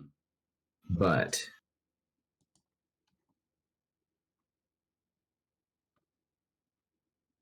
I mean, it's not the end of the world.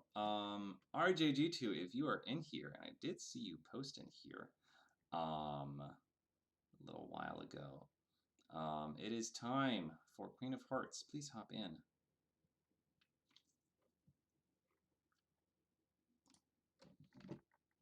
unless he was on from his phone, watching from somewhere.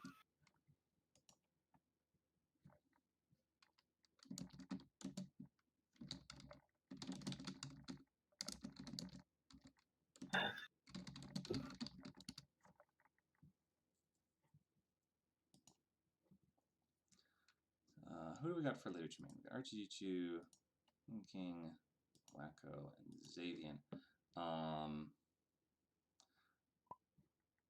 There he is.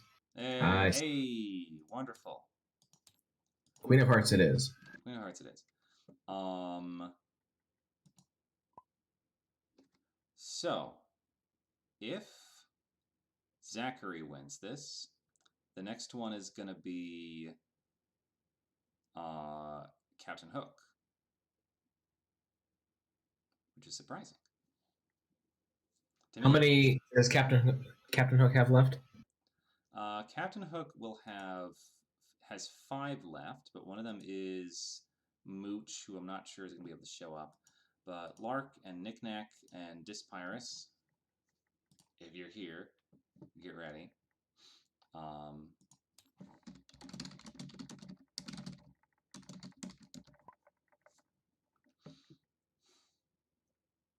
So if Zachary wins, that would drop Captain Hook below Lady Tremaine?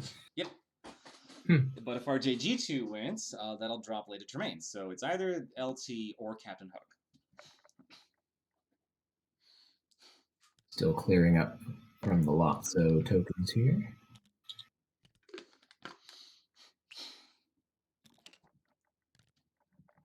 And then after either or both of them will be Ursula.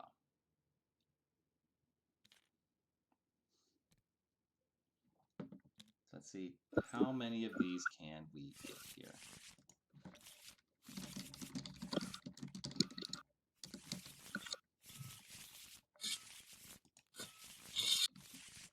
One v1 may go a little quicker than the 3 top for Lotso here. Also, this is Queen of Hearts. Queen of Hearts can win very quickly. I will be very surprised if this goes as long as Lotso did.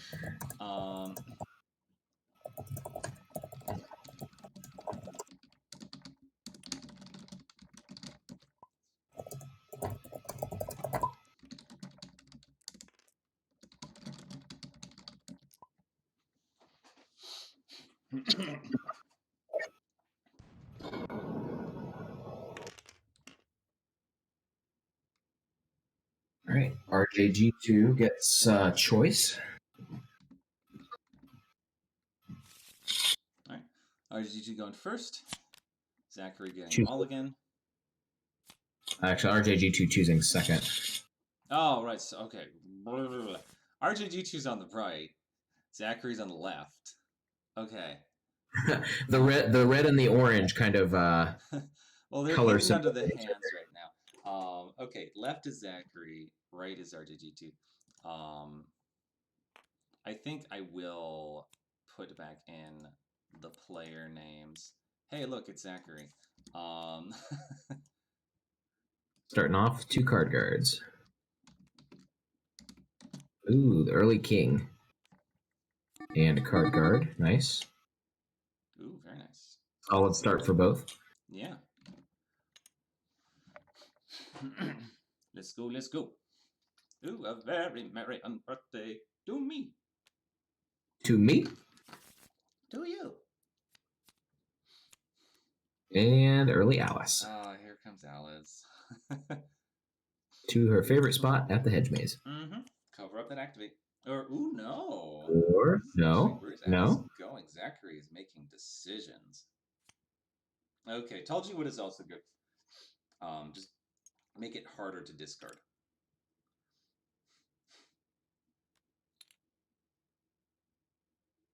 I don't like Alice so much it told you would as the hedge maze because most people don't care too much about the play a card. Mm-hmm. When you have her at the hedge maze, you at least force a choice of the activate versus the play a card, as opposed to if she gets shrunk from told you would, most people are going to go for the fate. Mm-hmm. We got 1 wicket apiece.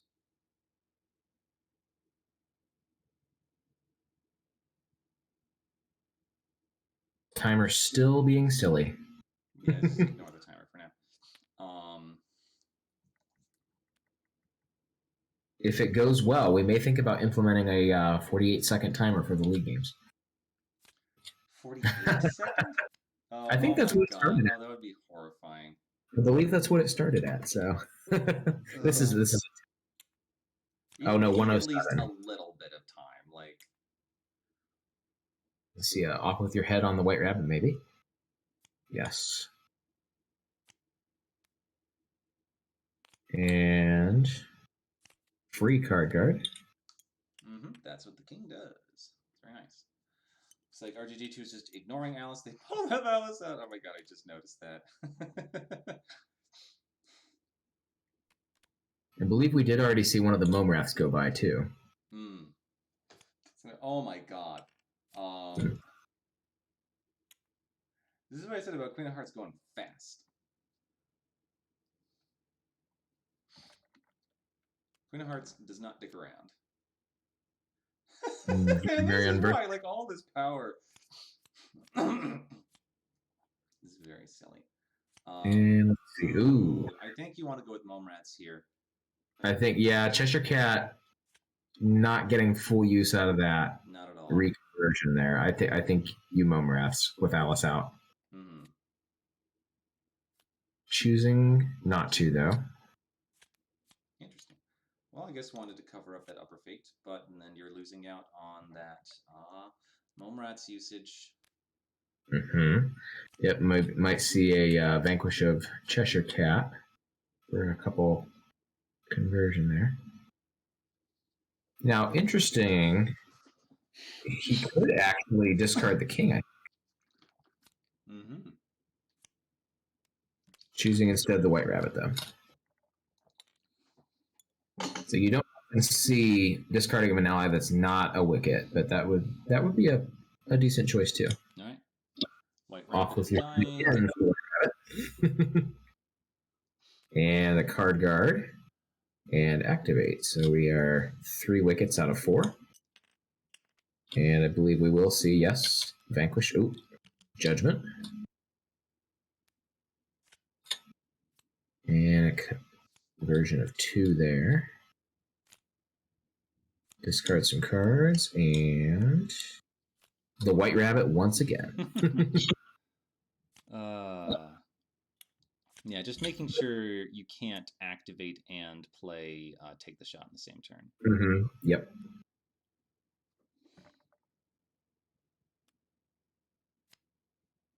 Discarding the stopwatch, we have quite a bit of power already. Mm-hmm. And you're going to want to use that activate on the conversion. Mm-hmm.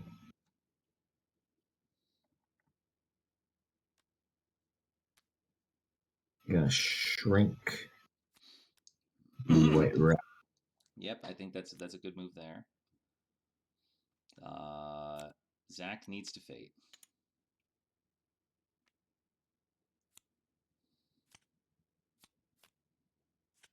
Dodo will do it. Dodo will do it.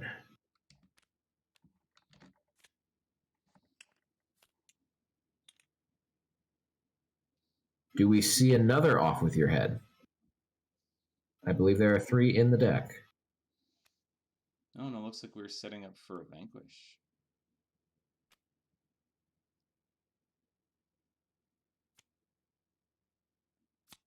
I would have. Okay. I think I would have put both of them at. Well, actually no, because then. Ooh, here we go. Ooh. If Zachary has a judgment, this could be game. Mm-hmm. Yep. Kill the dodo.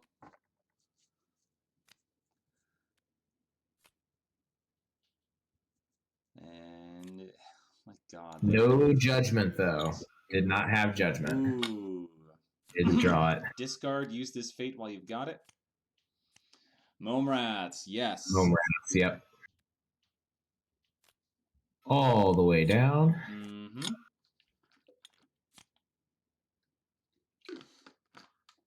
There's the judgment. There's the judgment. You got to fate. Yep, you have to fate. Honestly, I would have held off on the judgment until the fate RGG2 moved.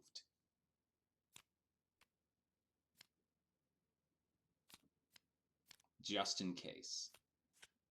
That's not going to do it. Oh my God. But it is still up to fate. It is still up to luck. Oh my Zachary God. Looking to see how many high cards he's gone through already. You need at least 1 3. So we got... there's a 3, a 2, a 2, and a 3. Okay, so we're at 10. 10 strength. Here's... Let's try 0, 0, 3. 3. Oh, that's game. Oh my God. Holy hell. All right, let's hop in there, chat. Yeah, quick. Yeah. That went a lot quicker. I help you out, Wero. You should know by now, Wero. I don't mess around. I know you don't. So close. No, you that was a close one. I was really scared with that early king. Oh my God. No, that Mome Rats on RJ was clutch. Well, so I knew there was a Mome Rats left, and I knew there was the Cheshire left. So I figured I had pretty good odds there. I just needed to pick my moment. So how do you feel about being Queen of Hearts as champion? Not very good, to be honest. I mean, Queen of Hearts is like, I don't know, she's kind of fun. I don't think she's like a bad villain, and she's not like a cancerous one, but she can get bogged down really easily and lose a lot of action economy. She can. And then sometimes she does this. Yeah.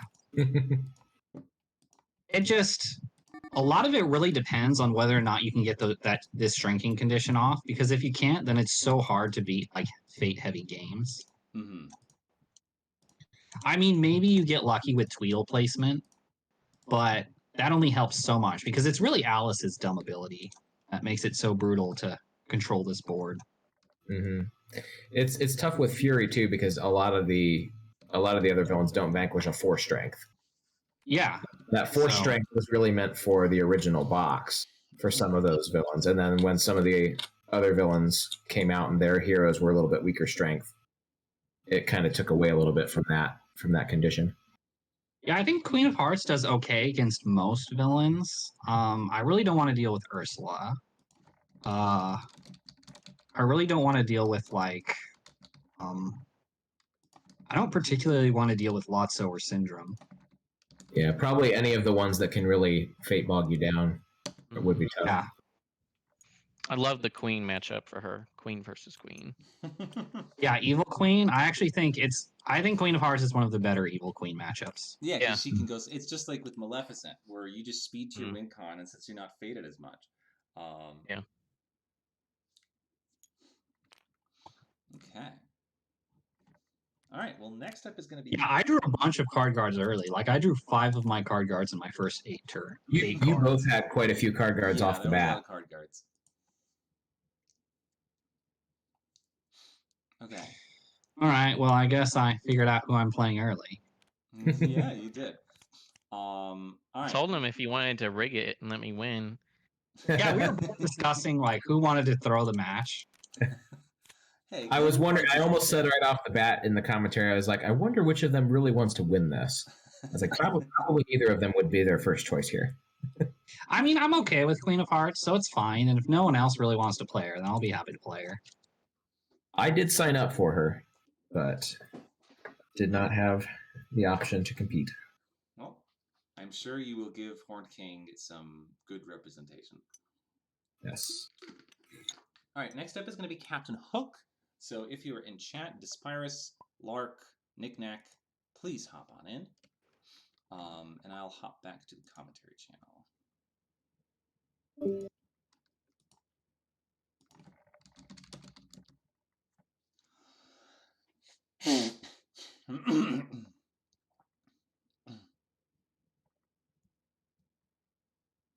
Okay. Oh, that's right. I was going to do a thing where I was going to change the background for each set. The box that was being played. Yeah.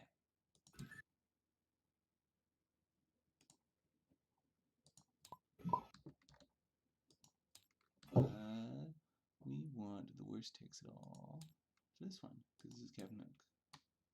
And then I'll change back to a spectator. Oh, well, I should delete this first. So I was kind of a little bit disappointed in the color of the box for the bigger and badder expansion.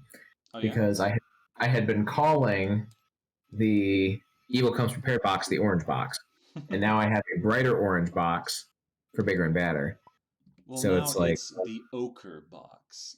Now it's the ochre box. I have to change my my color scheme.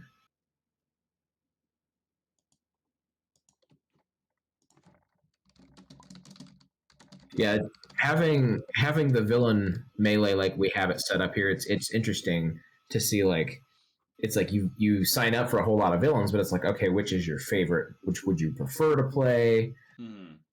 But it's like if you win the one, it's like, well, you can't compete for the others. So, but makes it interesting what kind of strategy there might be for. Yeah, I know. Lark probably wants to do Pete. So we'll see how thoroughly he goes after Hook here. I'm not as familiar with Knickknack and Despyrus. I'm more familiar with the Knickknack than Despyrus. I think I've played against. I was going to say Knickknack, I believe, would be. He did a lot of Jafar, but I think I think he's done Hook a lot too.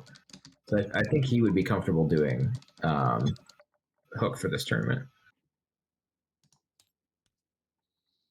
Oh. Okay, we're just. Where is Pete in the lineup? Right now, Pete has 7. 7. But Pete is not going to be next either way. Next is going to be. Looks like Lady Tremaine is going to be next. 1, 2, 3, 4, 5. Yeah, no one playing Captain Hook is playing Lady Tremaine.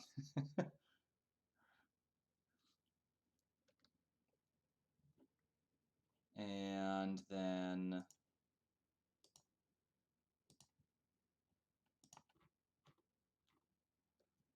after Lady Tremaine is probably going to be Ursula.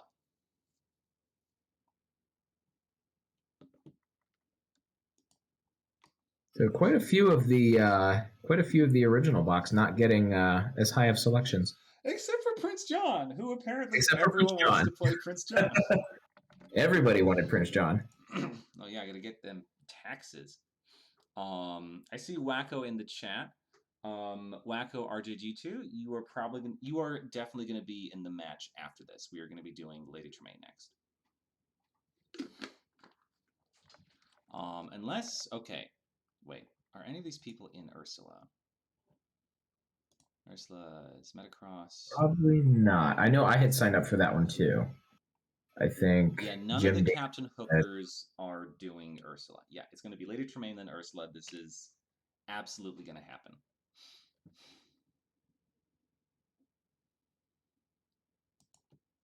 Still waiting for. Despirus. Who is it? Despirus, you said? Yep.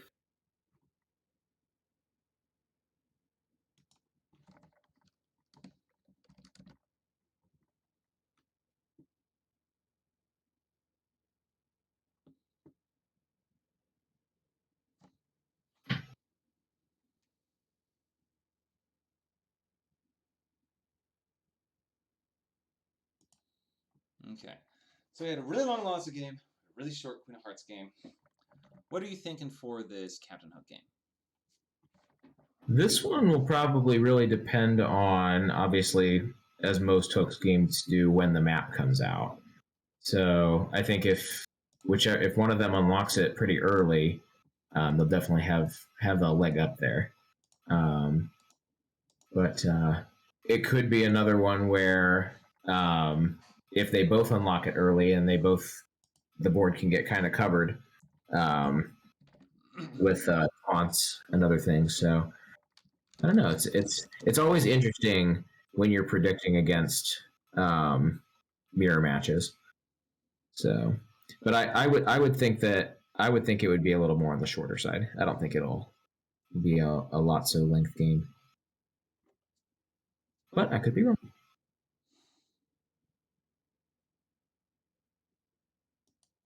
Have we seen Despirus in the chat at all?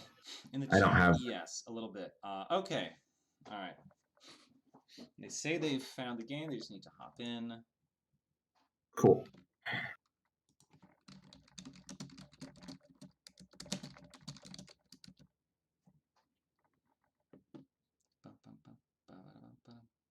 Get up and stretch my legs for a second.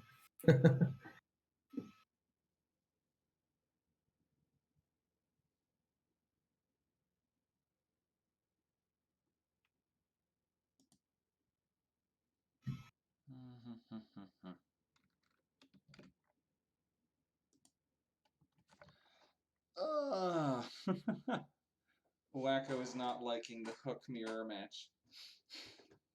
Oh, come on, Wacko.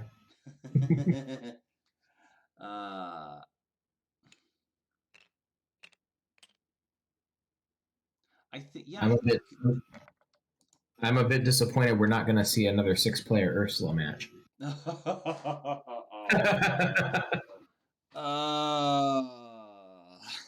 Every now and then I'll pull up YouTube and just kind of shake my head at the disparity. Oh my God. The desperation. Just inevitably was not my dance because he was just like playing all of us against the rest of us. 2 hours of Ursula fun. Yeah, fun. That's a word. Maybe that word can be used, I'm sure. Yeah.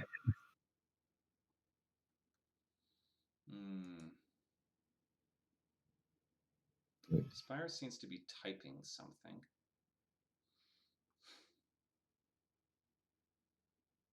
Maybe he needs the password.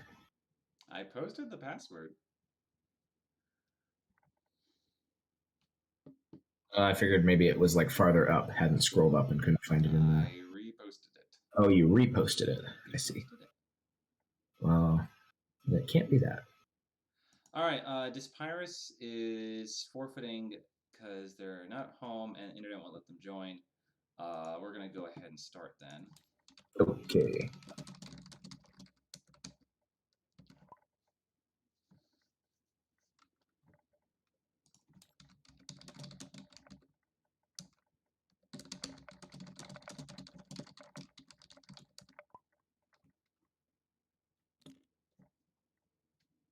All right, Captain Hook. All right, and we Double the powder and shorten the fuse. I will put the players back up.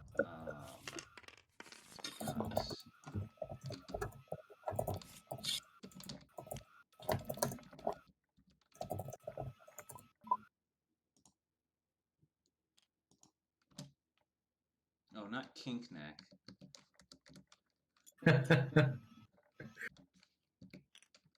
Knick-knack. And I don't know what it is about typing on TTS, but I seem to always miss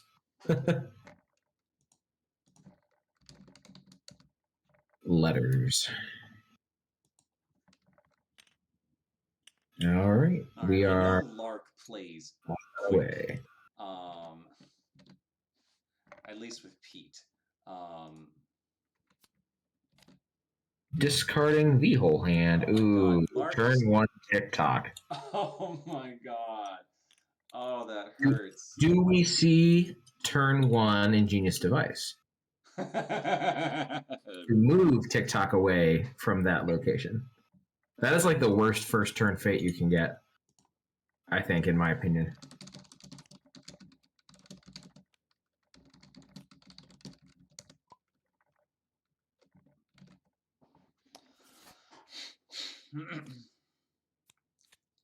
Oh no. One of the worst fates you could have off the top. Oh, Lark's cars won't Lark. show. Have to leave and rejoin.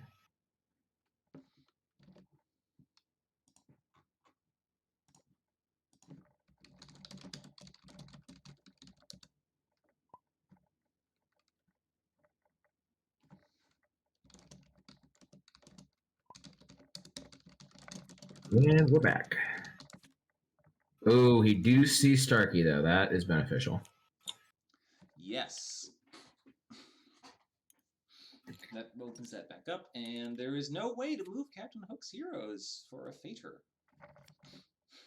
Yep. Once they're at a spot, they stay there unless Hook chooses to move them. Mm-hmm.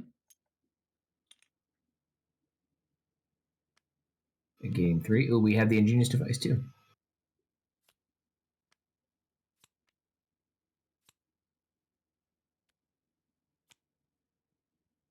And let's see if we get Peter Pan. Nope. Lost Boys. Okay. Lark.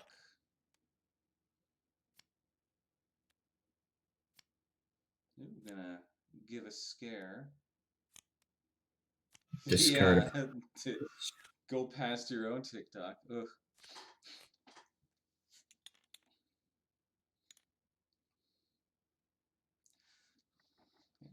Only one ally each for these two hookers. Ooh. Dropping a Pirate Bird, discarding the rest. Wendy and Lost Boys. So Lark will still be able to discard there, which is the main thing you want to do until you get the map. Discarding an Obsession. I don't know, that Obsession's probably going to get used. Ooh, Taunt, nice. Yeah, that Obsession would have been used, but you discarded it, Lark. You discarded the Obsession! Yeah, it's interesting. It's interesting when you have the mirror matches, because the majority of those conditions are going to go off against their own character.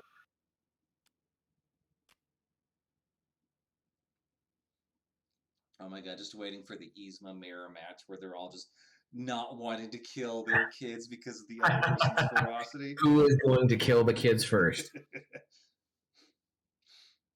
A little bit less extreme of our first part of our Horned King match of who's going to play the Ancient Soldiers first.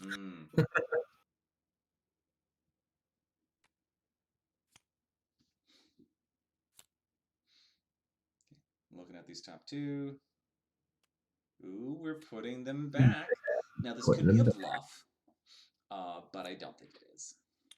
It could be two effects that would have no bearing if he plays a. There's Neverland map. If he plays the worthy opponent. So we do have one of Hangman's Tree unlocked. There goes the other taunt and Tinkerbell. Okay. Now here's the thing. Do you pull out your own pan? I think he's going to let Lark do that for him. All right, Nick Nack, what are the odds? What are the odds? What are the odds? Oh, no. Oh, no. Okay, yeah, you go over there. You bop him over. Do you have your own ingenious device? Nope, just a swashbuckler. Okay. Both taunts are gone, though, so it's a race to move Peter here. If it's a bluff, Lark is buying it. I don't think it's a bluff. There's the map there. Own Neverland map. We're the opponent. And it wasn't a bluff, probably. Taunt gone. It was not. It was not a bluff. There's his own pan. Now, do you go ahead and move? Yes, you do. Okay. Oh. So both taunts gone for both players. Mm-hmm. We are just discarding and fading. And that's it. Ooh, yes. Ooh, yes. Oh, yeah, discard the device. I was going to say, Nick Nack did have the benefit of that device out, but lost that there. This is so close. Smee. Ooh, cunning. Nice. Ooh, he's going to aye, sir. Setting up for an aye, sir, yep. And we could see maybe a Starkey in hand. But John going to block up that fate if he wants to move Peter. Mm-hmm. If you have ingenious device, looks like. Ooh, another swashel. Just choosing to move John instead of Peter. Lark is counting cards.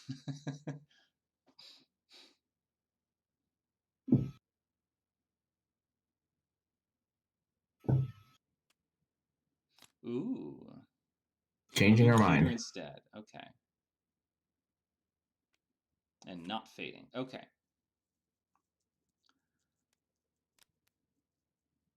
No, maybe. No, you got it. You're indecisive. Indecisive. You have to fade. All right, Wendy is great.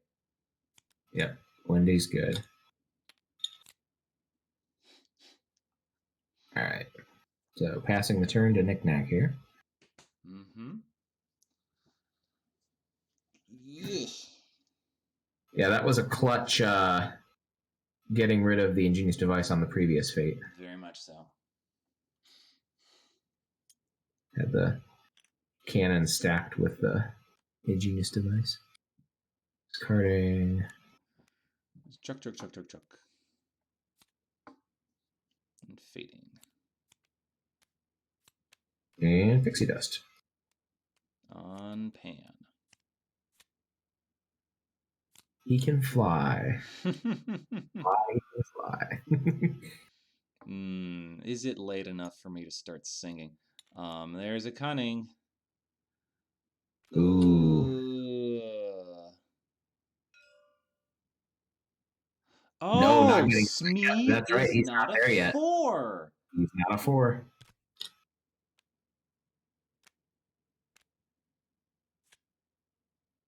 Nice. That is why Smee is there, because he's not a 4. And he has potential to be a 6 as well. That's hilarious. All right, what do we have here? Does he play? Does he just go ahead and play his own brute? Fading first. We are back through the deck here, so we might see a taunt come out. The taunt would hurt. There's a Wendy. You definitely go Wendy. Yeah, you put her right there.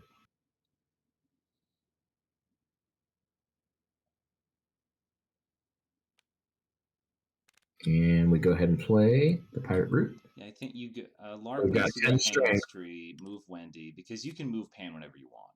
Right. I don't think that's going to do it. Yeah, I don't think that's going to do it. Oh well, he is at 11. If he has a any ally to play, or an II. No, not an II, sir, won't do it. Yeah, there's yep, the ally. just needed that ally. Yep. Woof. Because Pan's at 11 with Wendy. Yep. 4, 8, 10, 12. Yep. That'll do it. Let's hop in their chat.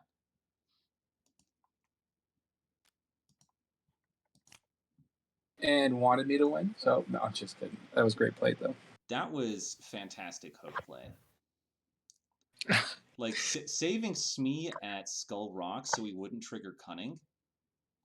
Yeah, it didn't pan out nicely enough, but it was still a cool play. Yeah. No, he really put me on the fishing line and got me reeled in pretty fast. So. Okay, so Knick-Knack, you are now the Captain Hook champion. all right. You, Lark, you're going to be in the tournament. Okay, don't. No, I'm gonna lose. No. I beaten by everyone, I'm sure. No. You're probably going to be the champion of Pete. You're going to win the whole thing. You're probably going to knock me out in the process, too. So. Oh, that's impossible. Yeah. But big shout out to Wero. Thanks for setting this up. This is a lot of fun. Yeah, I'm glad people are having new fun. Characters. Yeah. Cool stuff. Yeah. A lot of people, that kind of miss deadlines are like, oh, I really want to play. And so it's nice to have, a handful of people that are just so eager to play. I mean, it's been kind of nice to see in the channel. So very much so. Okay. We still got night left. Let's do as many of these as we can. Let's do Lady Tremaine next. I suppose I should leave, huh? Yeah, I guess now's a good time. All right. Alrighty, thanks again. Yeah, thanks for playing. I'll hop back to commentary. Okay. All right. Who do I need to pink here? Who do we got for Lady Tremaine? We've got RJG2, Pumpkin King, Wacko, and Xavian.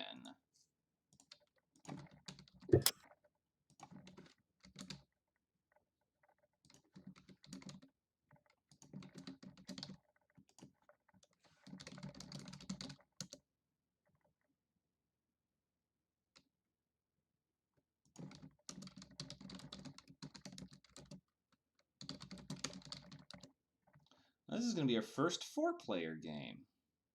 All right. Waiting for these conditions to trigger on each other. Discard. Discard. Oh, that's going to be wild.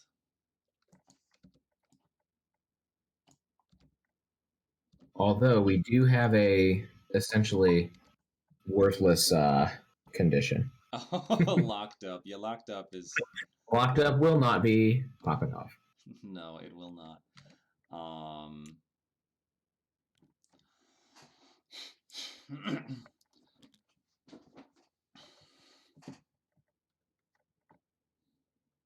Okay, we have our first contestant in. Oh, before I change myself to a spectator, let's swap back to Despicable Plots. BAP. All right.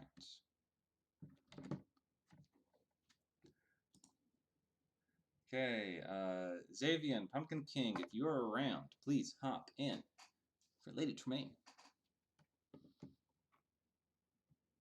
We need you. Your presence is requested.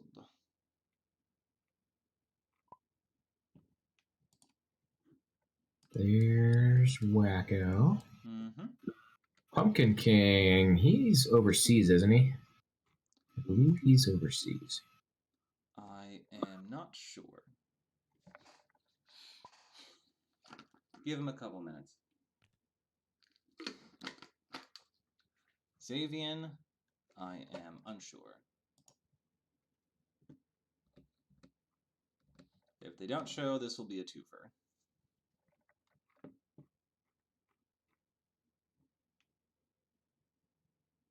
Again, going with the red and orange here. Hey, people like red. I like red too. I just find for myself that it doesn't lend itself to being picked because it's not usually at the bottom of the board. I usually just pick the color that's on the bottom of the board. I go with purple because purple is objectively the best color.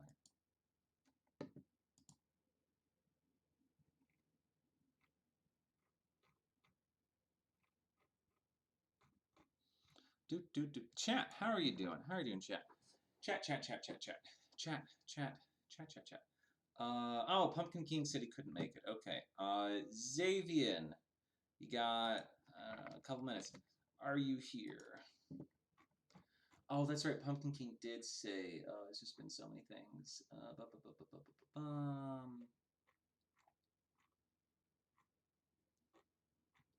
Xavian, are you out there?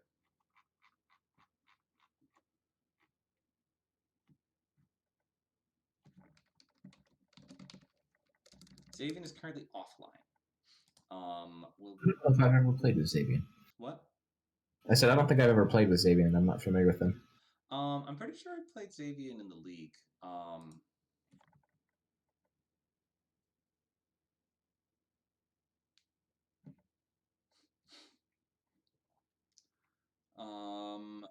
also know that Dixie expressed interest in Lady Tremaine, but she was busy tonight.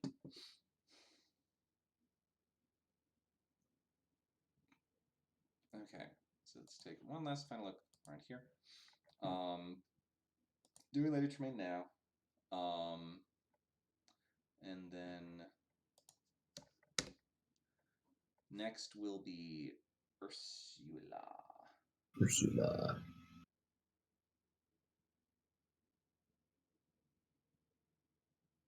Or actually, no, yeah, next will be Ursula.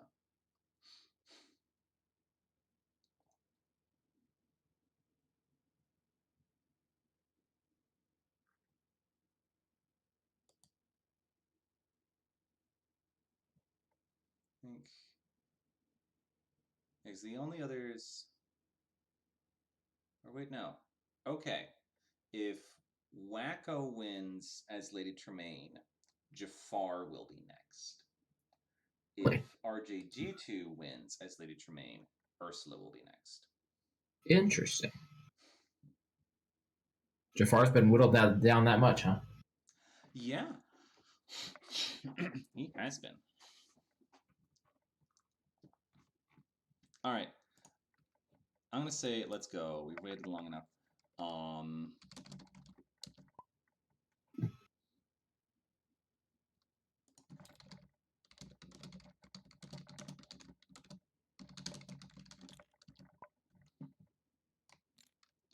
Lady Tremaine.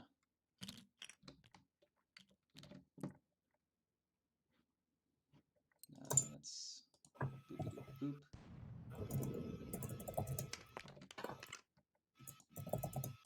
Above all, self-control.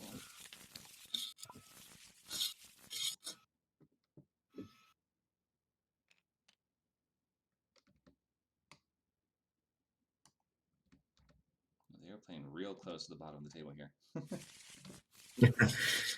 Good thing there aren't many allies to be stacked at the bottom.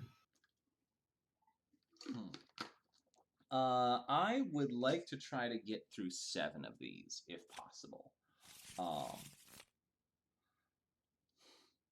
Because if we can do 7 a night, we can get this done Wednesday. see. Because there are some things I'd like to do Thursday, Friday. So if we can get through these, I would be very happy. All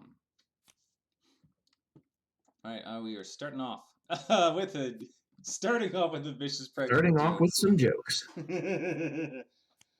Ed Puffball Slippers. Which one do you want? I guess you can. Yeah, you pick that one. Yeah, you pick that Leave one. leave that discard open. Yeah. That's a rough turn fate though to pick between. Yeah, you hope for like Or Sweet Nightingale or Slipper. something. All right, no jokes. Another Slipper or Bruno to cover. I think maybe Bruno to Music Room here. Or the castle.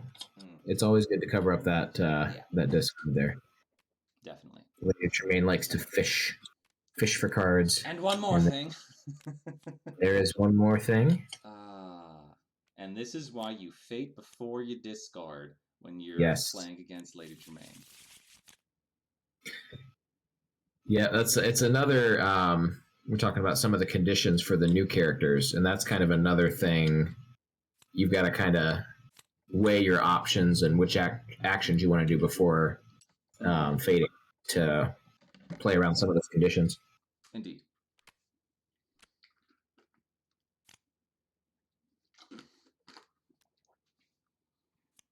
Ooh, are they the Lucifer at Cinderella's room? Interesting.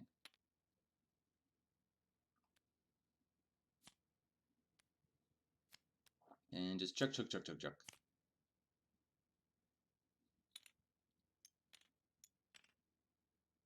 So, okay, so like with Despicable Plots characters particularly, there's a lot of cards that are like, I do not need this right now, chuck it.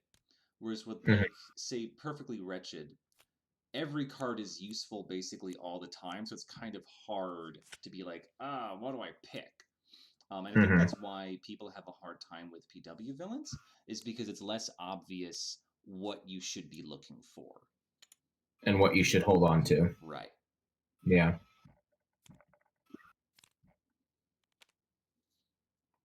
Ooh. Cinderella? I would have played Cinderella, honestly. Yeah, I probably would have put her to... Put her in the music room. Yeah, the music room. That does lend itself to Lucifer just being moved right over to Trapper, but... But that also leaves her out for that action economy. That leaves her out for Ball Gown Cinderella.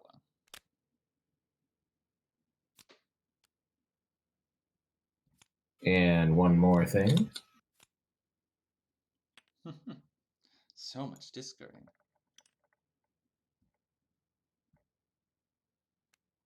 Just all the discarding. And there's some more. They each have 2 copies. Someone in the chat was, or not the chat, but the Discord channel was saying, looking forward to the syndrome conditions of discarding popping off. Be like the Lady Tremaine, but more extreme.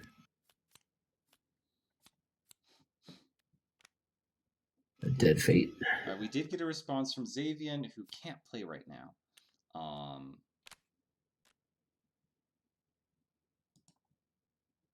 But hopefully we'll be able to make it to the other ones they have signed up for.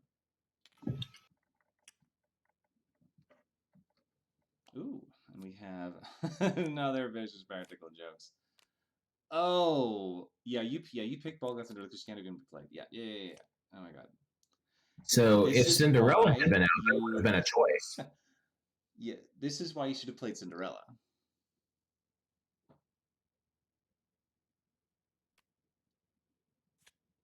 Ooh. And there is the invitation. Unlocking the ballroom.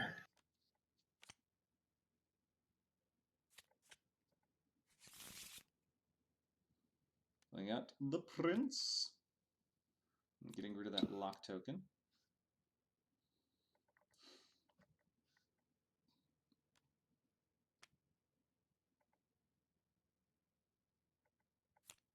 Unprotected cane.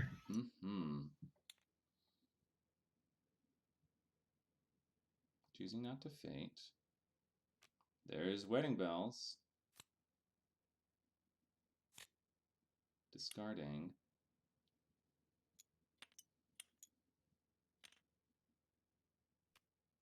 He did have a couple dead fates early on that he was able to stack, although he did just reshuffle, so you don't really know what's coming, but he probably has a jokes in hand. Here's the jokes again. Oh, God. Oh, yeah. And then Jock kills the slipper. Yep. Because he doesn't say May.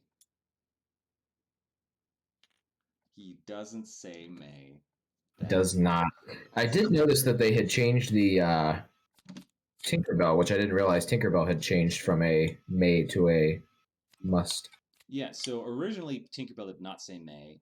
Then she was changed to May, and now she has been changed back to not May, apparently.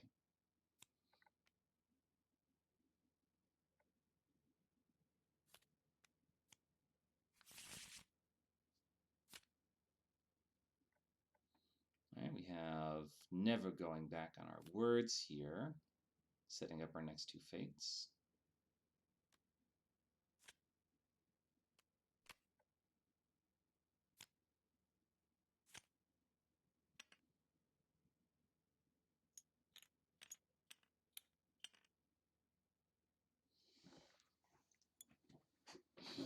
So Wacko still needs the bells. Oh, there Got a is. slipper to get rid of, and we have a dressed up daughter.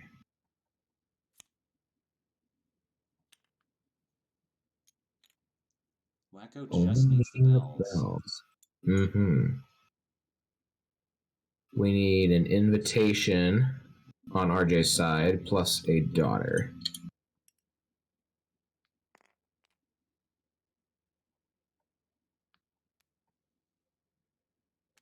Got options for daughters.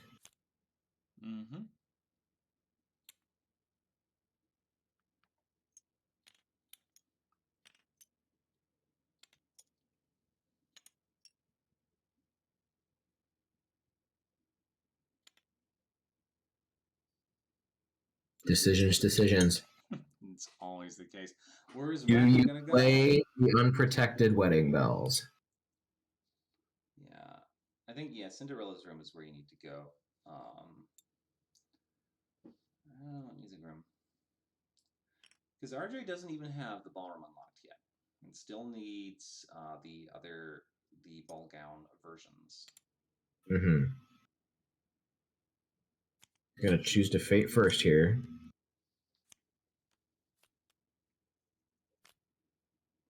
I might have moved Bruno. I might have moved Bruno to the music room. Yeah. There's the invitation. There we go.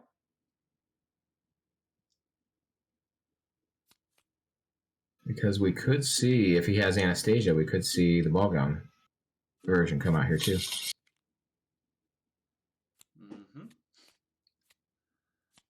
Oh. Ooh, fairy godmother. Yeah, that. But she is already in there, so we need a second fate to pull her out.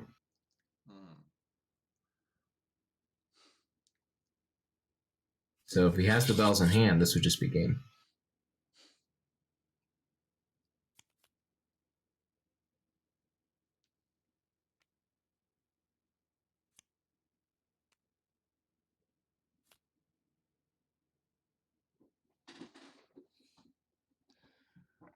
Yeah. Question is, does he have the bells? Oh, and there is ball gown there. You have the sister.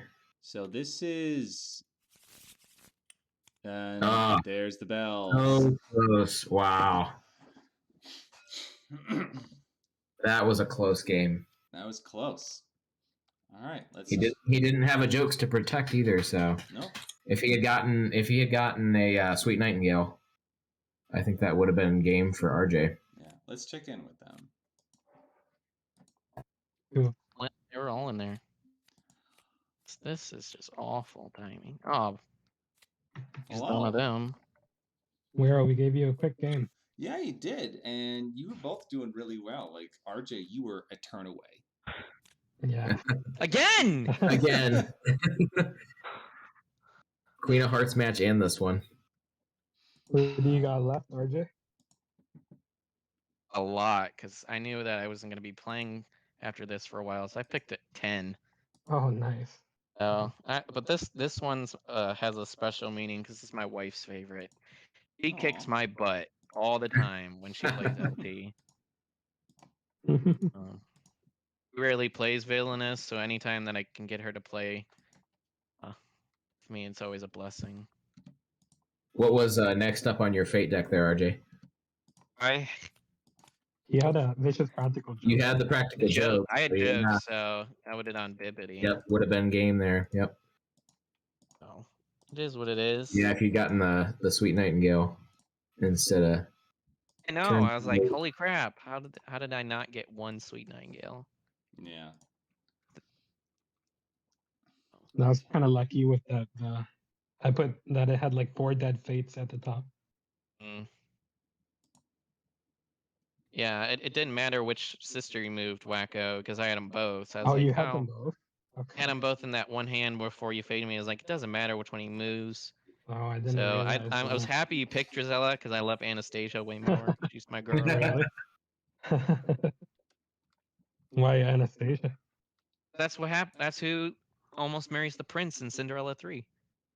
And Oh, because she's I waiting. remember seeing a movie. I remember seeing that. Yeah, she went with the baker, didn't she? It's the second one. The second one. She likes the baker. That's the short stories. Where Jack turns into a human for a day. Cinderella 2 is so goddamn weird. Like, why does this movie exist? Okay, so we have our Lady Tremaine champion. Next up is actually going to be Jafar, because Wacko, you were signed up for Jafar. Yeah. RJ, I think you said you're getting tired. You don't want to play anymore tonight. I'm fine. Okay. I'm just tired of losing at the last second. All right. Just me. Well, we're gonna do Jafar, and then I'm pretty sure next is gonna be Ursula after that. Okay. Ursula. To be fair. Because who is in the Jafar race? It's gonna be Slay, JT2, Dispyrus, who was having some trouble, and Alecrat. That's Alecrat. Alecrat. Okay, I had never heard it said out loud. His first name is Alec, and his last name I think is Ratter. That's it. How he pronounces his last name, but I know it's his like combination of his names. Alecrat. Okay. And RJ, if you had gotten Gus there, you would have won too. So you had 3 cards. Could have come out. No, Gus wouldn't have helped me because you had bells in hand. No, but You wouldn't have had enough to play it. Oh, enough power. Yeah, that's right. Sorry, I combined him with Jack. So you used Jack to get rid of the slipper, which was nice. I love that combo. Yeah, because Jacques does not say May. It doesn't say only villain items. Yeah, it doesn't say that either. Remember, at the beginning of Despicable Plots, people didn't like that. You could do that, but rules are rules. They certainly are. Yeah. I did like that he was a little Basil, though. A little Basil. I guess Basil's already little, I suppose. All right. Yep. I'm going to head back to the commentary channel. All right. Okay, I'll switch to Twitch. See ya. Yep. All right. Let's clear up all this. It's a Lady Tremaine guy just sitting there. If next is going to be Jafar, we go back to our base set. Which takes it all. I'll be right back. Okay, take your time. There's a strength token there.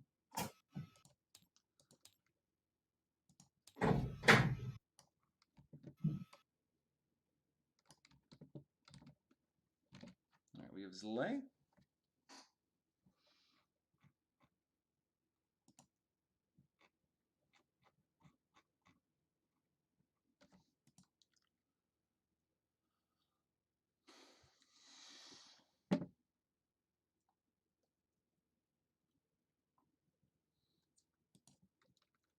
All right, we have Zlay in here. Now we wait for others.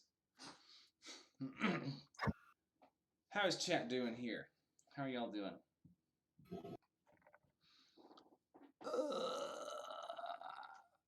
Oh my god.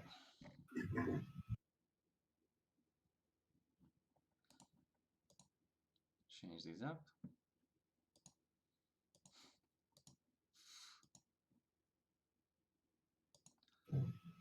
Oh, I think I've heard of crumble cookies. Those are the ones that are like really big and really soft. They're like handmade or whatever. I think I've had one. Like it was smothered in cream cheese. I'm never feeling okay, Wacko. I'm just so tired all the time. I don't know, maybe just do like a sleep study or something. I feel like I'm tired all the time. I could join the sleep study. Maybe it's like an iron deficiency or something. Maybe, I don't know.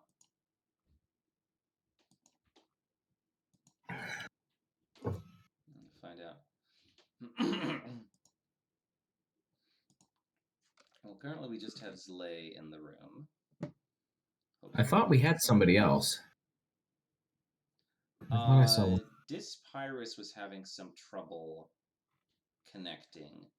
Nope.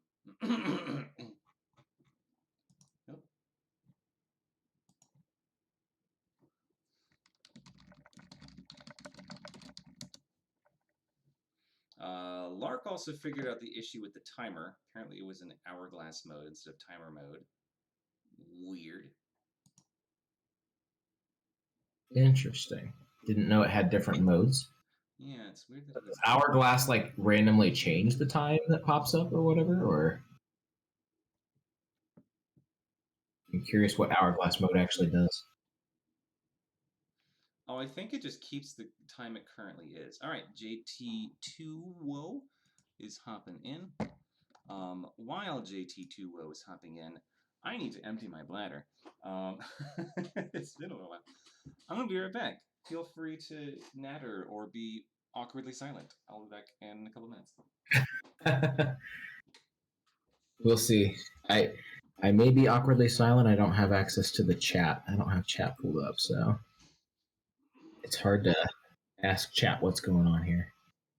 So hopefully everyone's been enjoying the games we've had so far. We've seen so far. Let's see, who we had today. We had Horn King. We had Lotso. Let's see, we had Queen of Hearts. Captain Hook. Let's see. We just had Lady Tremaine and now Jafar. So I think that's everybody we've had so far. So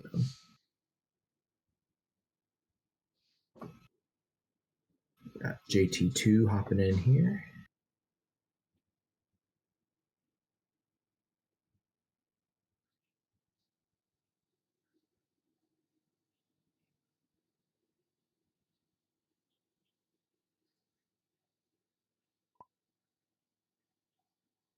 Oop. Pop back out. Might have connective problems here.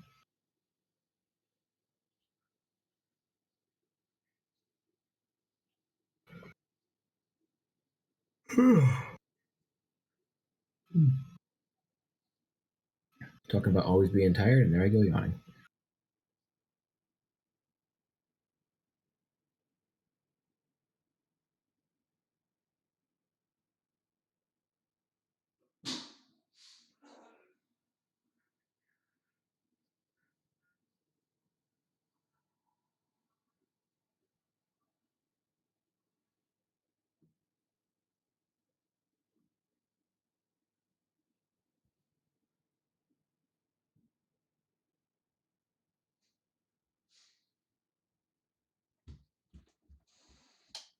Okay. That's better. It is better. We had some moments of awkward silence because I can't see the chat. It's hard to. Couldn't really ask chat questions when I couldn't respond to them. I mean, you could pull up Twitch and just mute it or something. I don't know. More champion need. Yes. Because we have 5. I want to do 2 more tonight.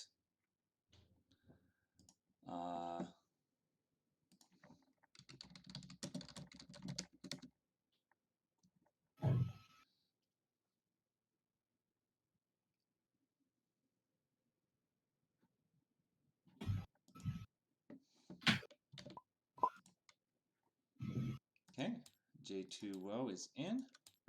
I see Alec Rat is on mobile. I think I saw earlier he said he started work around this time. I might not be available. I think I saw earlier that he started about 10 p.m.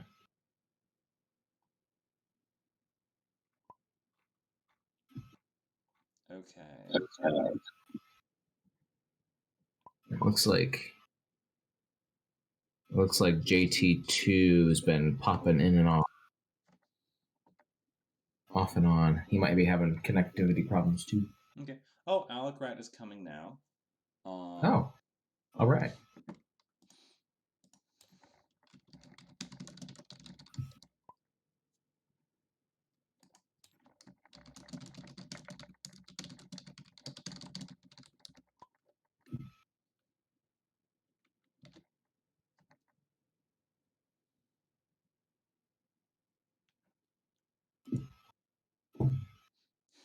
Okay.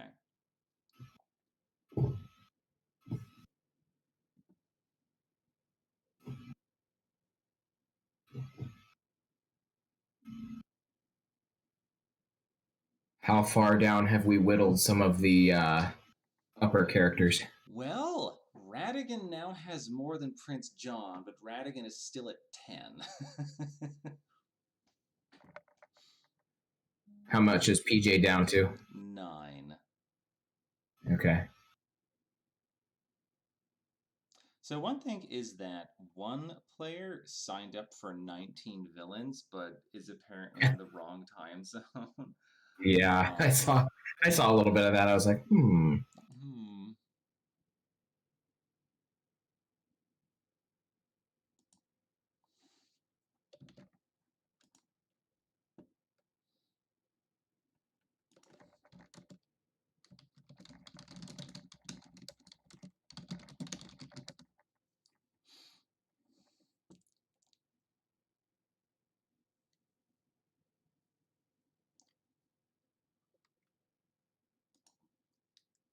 JT is currently restarting his computer.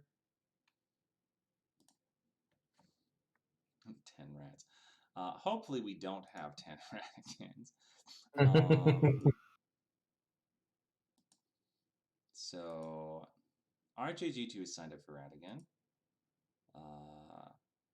So it's Aiden took over. Butter King is Pyrus, who hopefully can get connection issues fixed by the time we do Radigan. Hobgungan, Giandrea, who could not make it tonight. I don't know if that's a whole week thing or just tonight. Lark, Perb, RGG2, and Xavian are left for Radigan.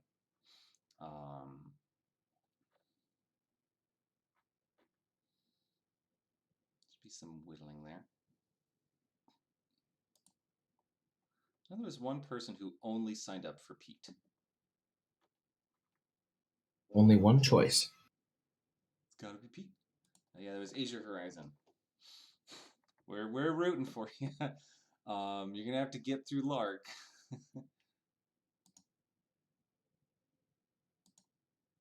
All right, Alec Rat is in.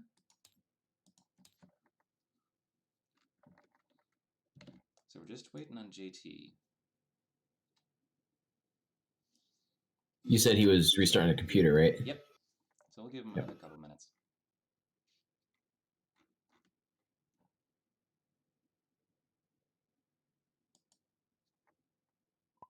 Okay, there we go. JT is also in. Let's see. 100%. All right. Here we go. Got our second three-way for the day.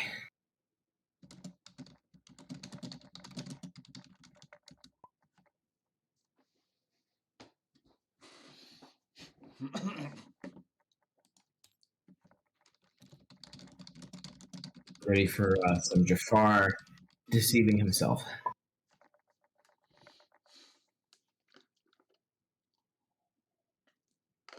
So many deceptions.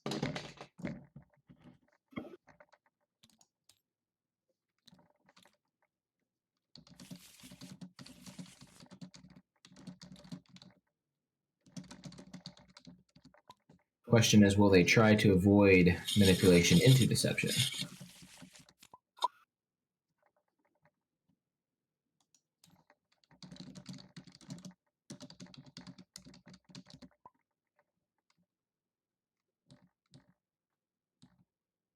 Waiting for Alicrat to pick a color here.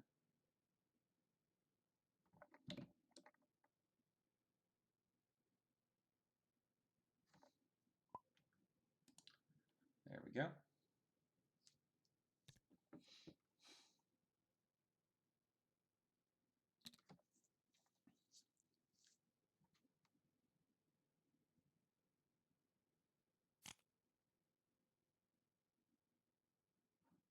Oh.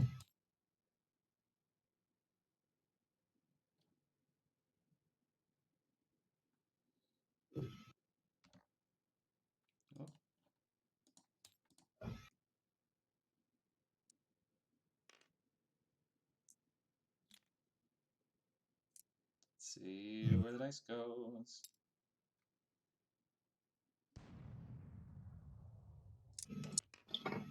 All right, JT is first.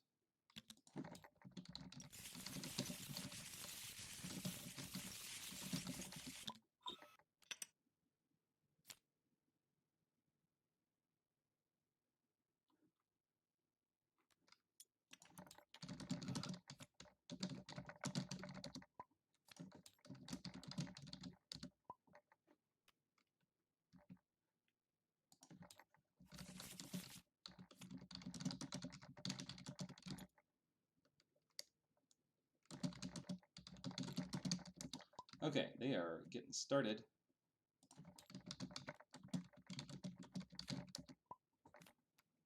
All right, so let's see. So, there we go. All right, there we go. We got everyone with the right power and mulliganed up. So looks like off we go.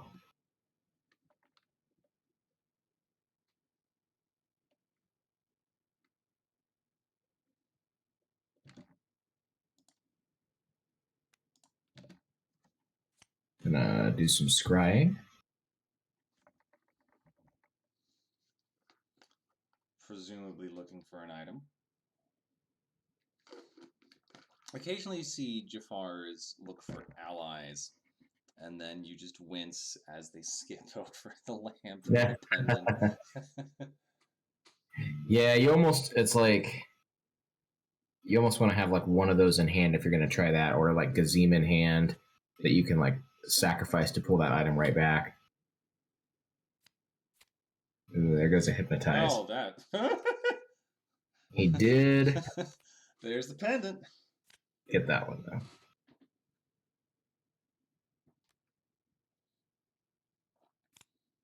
Goodbye manipulation. Looks like we are fading Alec. Let's see what It's a we waste. got here. Waste. Wish. A wish and waste. Okay. Waste. A wish. I noticed that some people say pendant with a J for some reason, like penjant. Like, there's not a J. I don't know if I've ever heard anybody say it that way before. Right. There we go. Sometimes I feel like when I do the scrying and like it's like right up top coming next, I'm like, I feel like I wasted that power. Ooh, Jasmine off. Oh, Princess That hurts. Jasmine.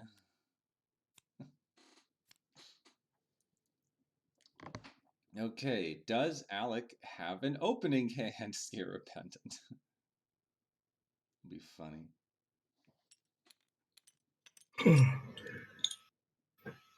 Jasmine doesn't hurt quite as bad since we know the pendant's in hand there. Mm-hmm. But early Jasmine is still not what you want to see. Do we have opening hand pendant? No, we have a palace card. And a scrying. Okay.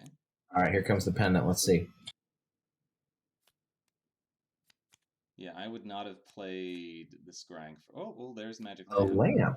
No, no. Chosen ally. He chose that ally? Stinks. That. Oh my god. That hurts. Oh my. This is why you don't pick ally.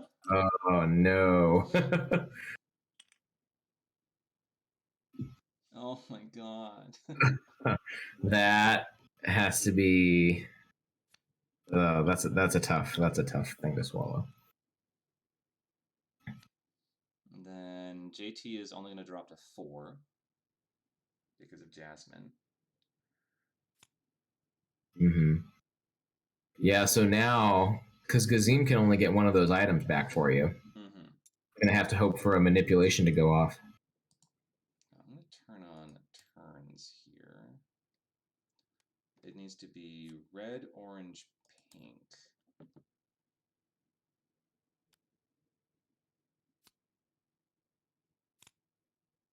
Early Iago. And Zlay should be up to 5, though, because of the pendant.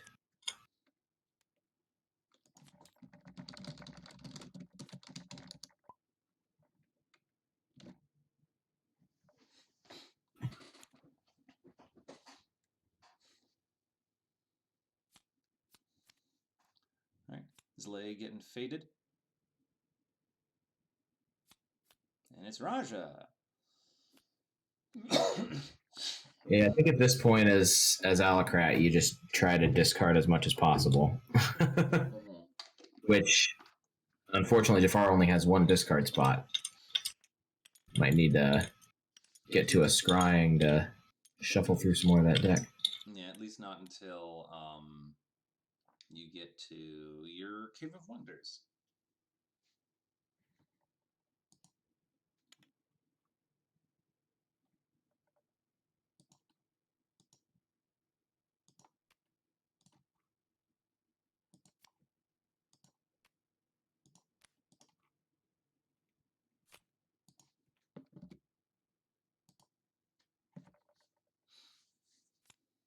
Getting some fade in on Zlay.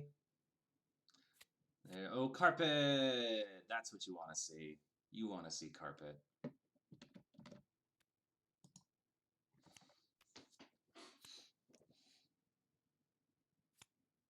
I almost never get carpet at a good time when I'm playing against Jafar. Always be buried and comes a turn too late for me. Joshy Games. This is being played on Tabletop Simulator.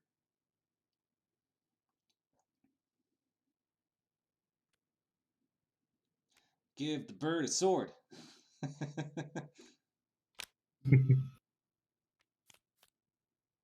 Ooh, deception. And what do we It's got a here? wish. Oh, wish to the carpet. Nice. That means Zlay still gets to fate. I'm going to send it Gonna right return the back. favor. Oh, Raja's going to be so big. Buffed up kitty. Chonky kitty. Not Lichonk, which is the new pig Pokemon. Just chonky. So I have to say, I've honestly not seen any of like Pokemon since like Generation 1. So I know a lot of Generation 1, but I know like literally nothing else about them. See, honestly, Generation 5 is my favorite. I love Gen 5. How many are they up to? It's going to be Gen 9. Gen 9, okay. Pokemon Legends Arceus was fantastic. Ooh, what are you sacrificing here? Are you sacrificing... Ooh, with pendant? Jasmine out? Wow, Jasmine's okay, out. well, if you have a Hypnotize, which you have a Snake Staff, okay. Are you activating it?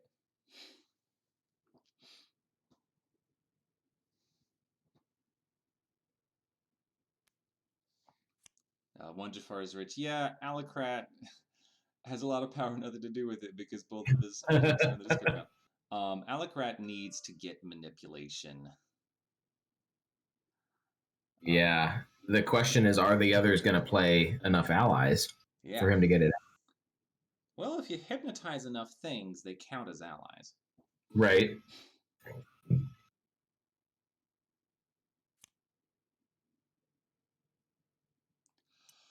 Where does lay?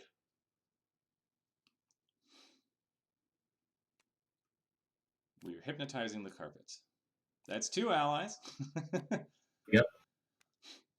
And we're giving the carpet a sword. The carpet has a sword. Sharp upholstery. When lines from the movie come up in villainous play, it's always classic. We're just going to build up our power. Chuck everything. Cards. Prince John is jealous of Jafar.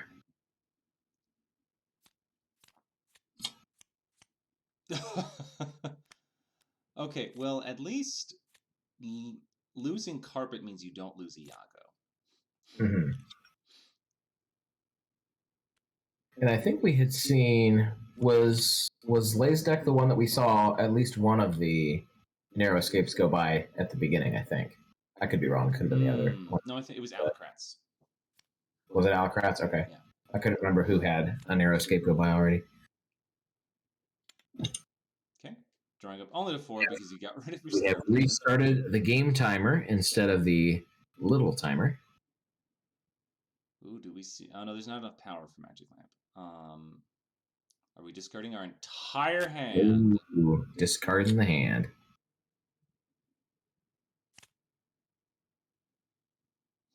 We do have 2 allies for JT.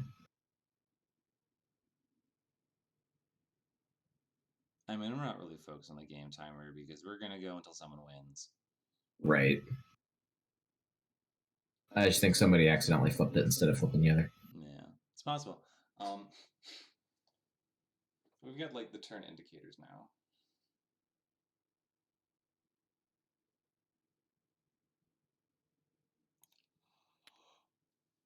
Woof. There's Kazim. We can get at least one of those items. Yeah, if you unnecessary sacrifice Kazim, you can get the pendant back. Yep. I would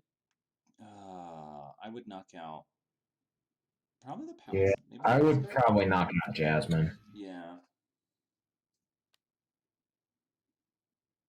Put her back in the cycle. It does make Raja weaker, but yeah, I think you knock out Jasmine.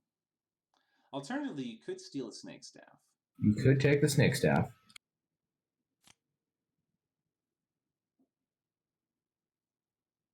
Or you could leave Jasmine out and get rid of the guard. Keep Raja. Well, we're back to JT. He still has a cat to deal with. Oh, he's dealing with Now the the cat. cat's gone.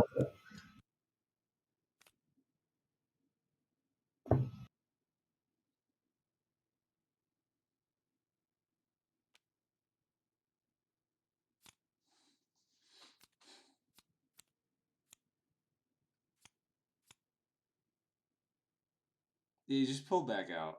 Roll the card.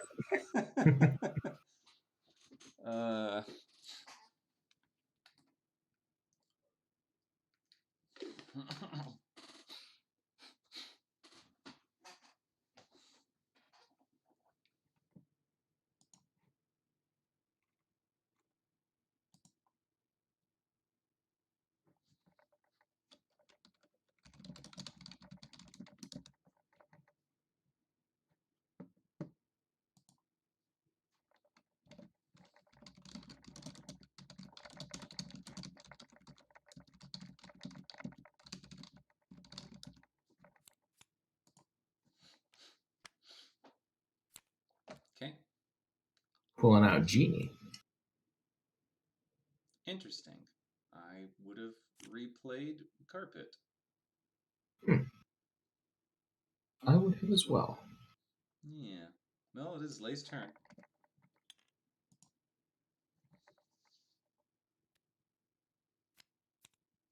For an item, presumably.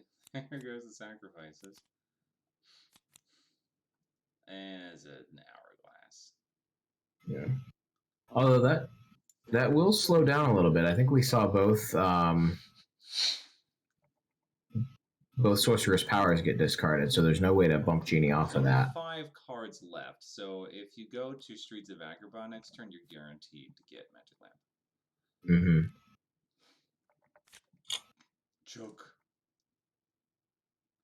Chucking the manipulation.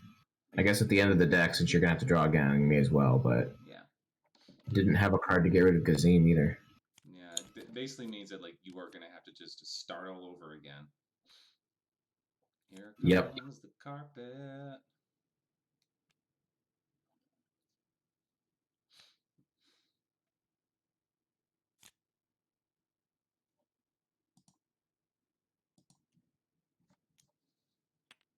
Maybe we have a card in hand now. We can get rid of Gazim before that reshuffle comes.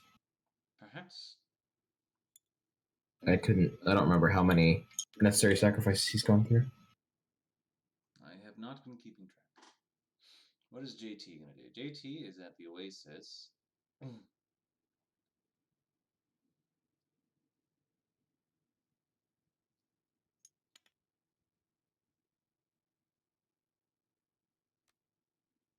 going to scry for presumably an item.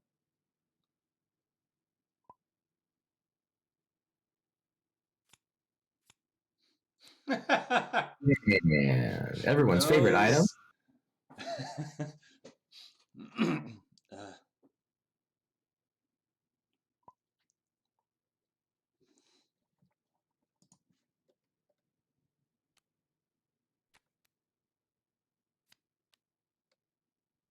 Looks like maybe we might have a card got crossed.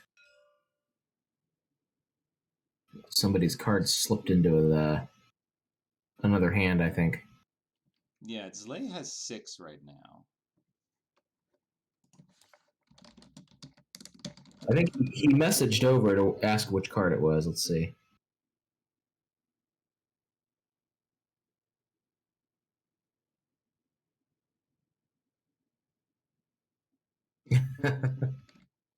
It's like, no, this is your card. No, it's my card. Oh my god. This is the problem with the mirror matches. Is something like this happens. You're like, ah.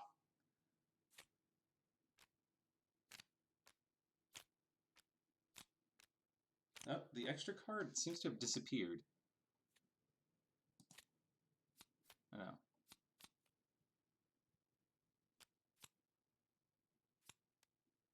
There's the extra card.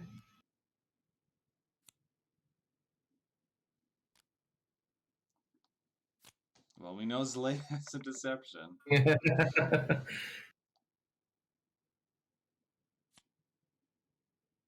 Maybe. Which card was it? Weight of Glory, can you become... I'll just make you... Game Master. Can you look through and see which one? Yeah, let me see here.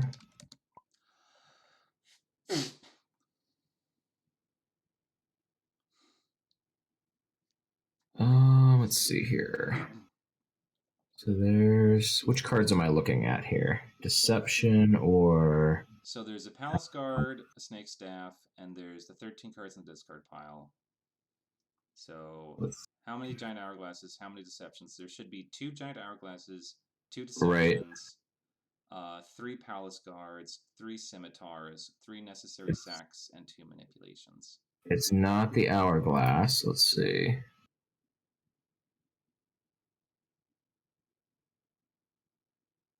It's not Deception. Let's see.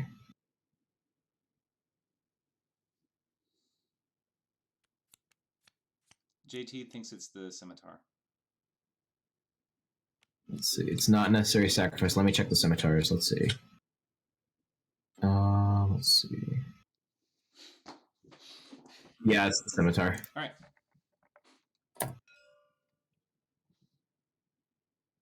Now, no sharing what the order of his deck was. No.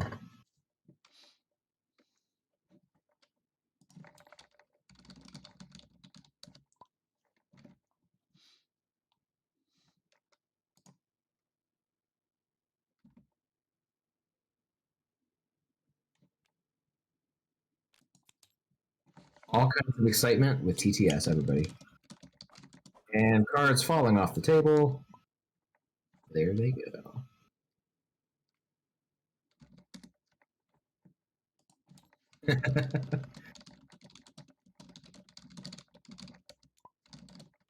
Nope. Crap.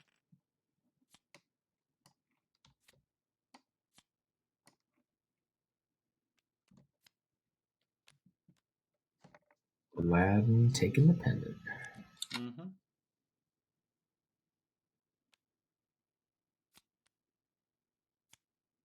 Sacrifice the scimitar.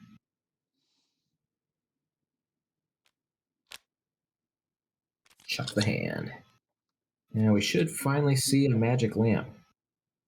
Well, not necessarily, because you're only going to draw 4 here now. It is true.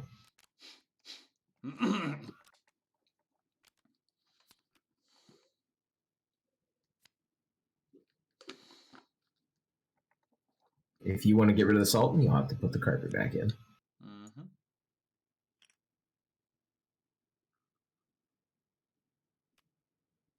All right, do we see a sacrifice? We do. We get at least one of those items. Yeah, and it should be the pendant. I would have played the pendant rather than the snake staff here. Yeah. So then that gives you the extra card. Going back.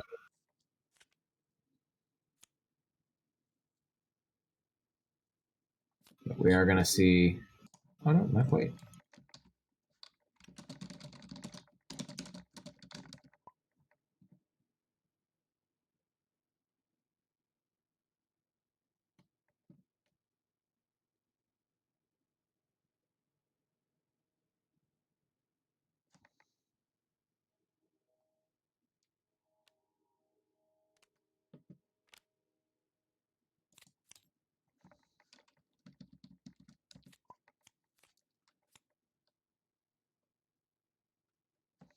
There we go. There we go.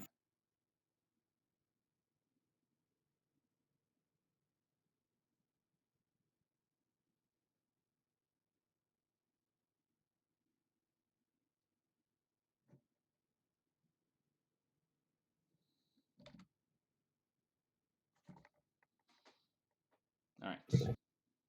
Prince Jasmine and Treachery. I think he played Jasmine at the Cave of Wonders. Yeah, I think so.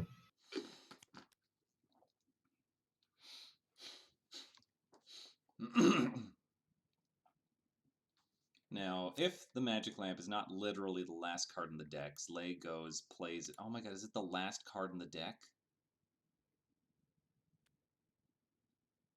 It's the last card in the deck? The very last card. And he can't even draw it.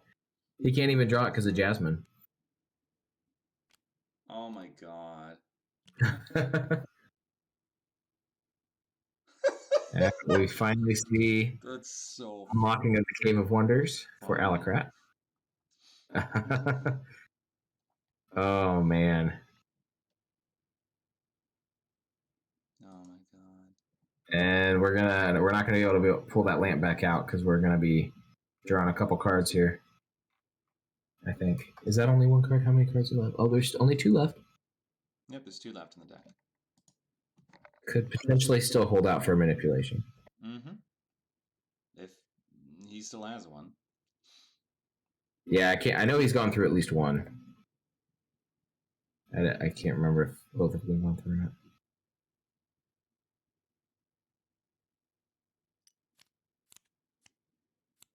Fighting. What do you even pull back out? Honestly, I might steal the snake staff here because he's gotten a lot of value out of it. Mm-hmm. Oh, or Raja works too.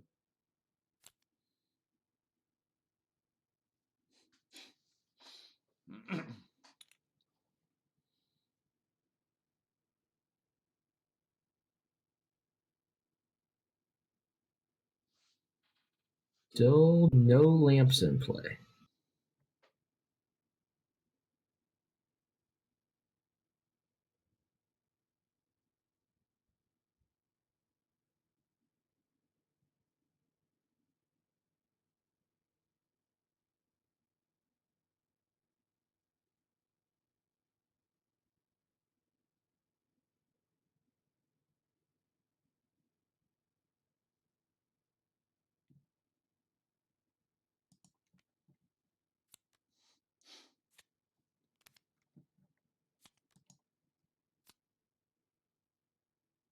I get some power here. And hypnotize.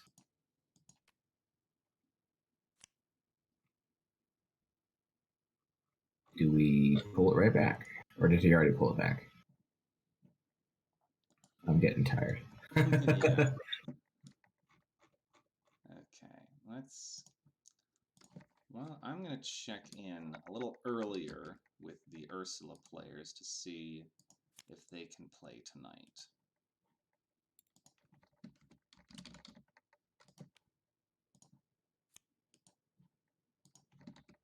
The Deception. Sultan.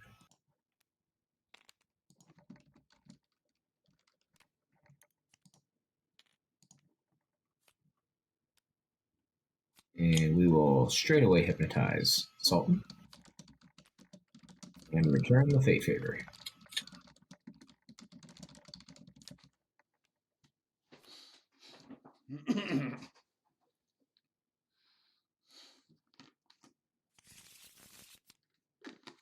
And we finally have a lamp in hand. Yep, with that reshuffle, Slay now has the lamp. Play an Iago, chuck the hand. And now it's time to hunt for the lamp. Look for an item. Reshuffle that. Real good. There are so many Deception, in that deck that you because can get, though. wish counts. Give another wish to Raja. Raja's not All right. going away. We need to see Jasmine come out and give him another +2 strength. Oh my god. Unless he moves with Sorcerer's Power, that cat is not going anywhere.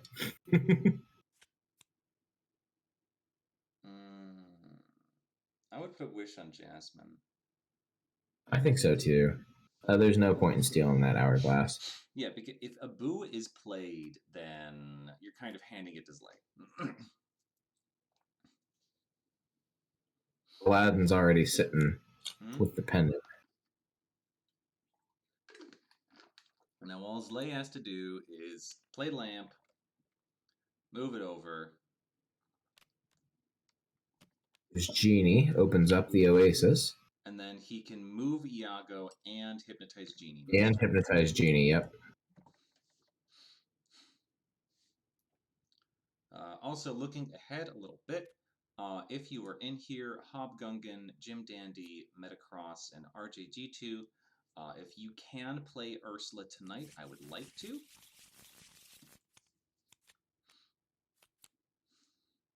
Ooh, narrow escape. That hurts. Although the power... Gonna be short on power now. Yeah, that does mean you can't both move Iago and hypnotize Genie. Unless you have a necessary sacrifice, that'd do it. Mm-hmm. Yep. Sacrifice the Sultan. That manipulation is a little late. But I guess you can pick back up a scrying. Or the Hypnotized. hypnotized. Well, I don't know why. I guess you do that, but you do have the snake staff out with plenty of power to spare. And we see the second magic lamp coming out.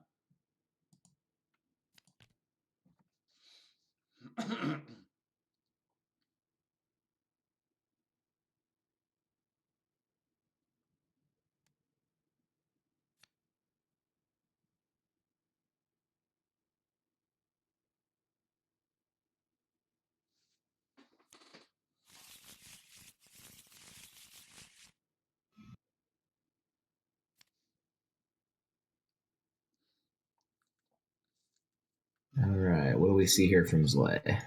JT needs to pass the turn. But I think Zlay, if you have a necessary sacrifice in hand. His hand is awful short, though, right now, because Aladdin is still holding on to that pendant and Jasmine's out, so. Ooh, is there not even a hypnotize in there?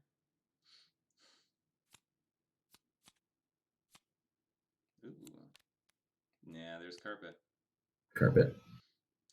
I think you throw carpet. I like to throw carpet down at the palace. Yeah, palace is the best place for limits carpet. the options for when there's no allies there. It limits the options for getting rid of him. And then you can't just play a giant hourglass and vanquish him for free. Right.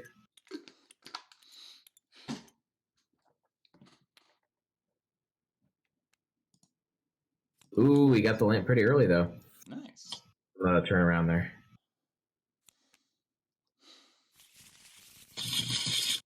Looking surprisingly even.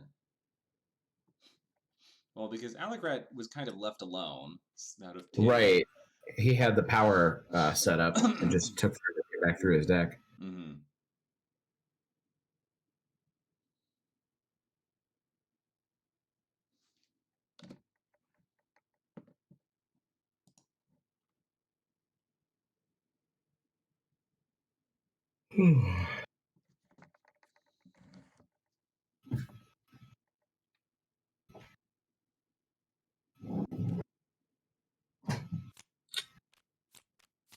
Checking the whole hand. Hit G to group.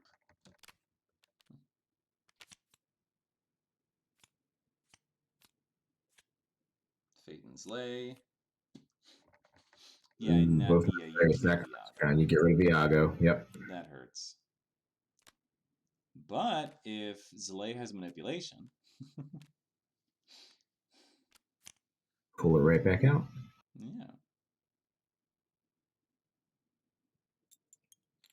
Zlay needs to start hypnotizing.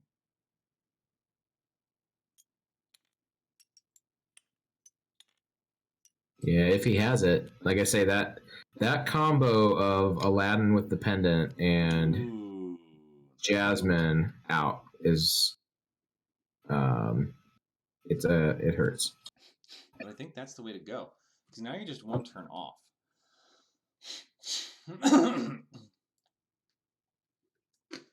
Especially since JT elected to fate instead of hypnotizing. Mm-hmm.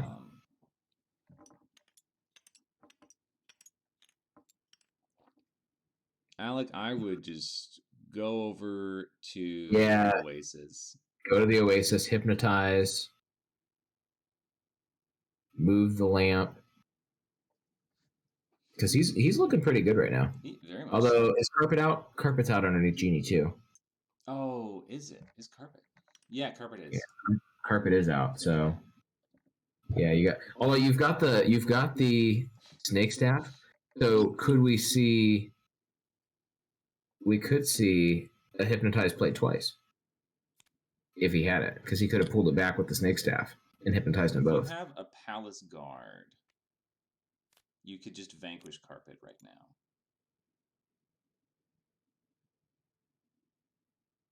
Yeah, I would love to see him go to the Oasis and hypnotize them both.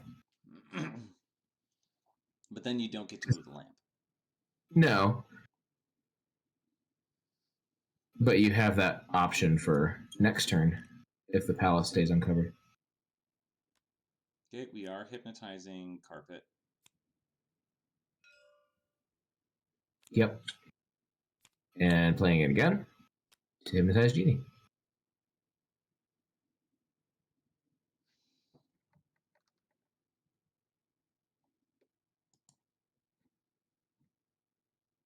He should be, I think, at 4. Because he had 10, he gained 3. No, he was at 9, and he gained 3, so it should be 3. I thought he was at 10. He was at 12. Okay, he was at 9. I think he should be at 4 because you had to spend 1 for activating the snake staff. And it's 8 to hypnotize them both.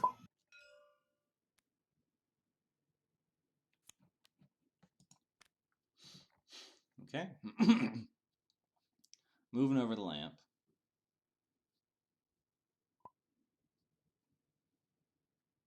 Do you have a hypnotize?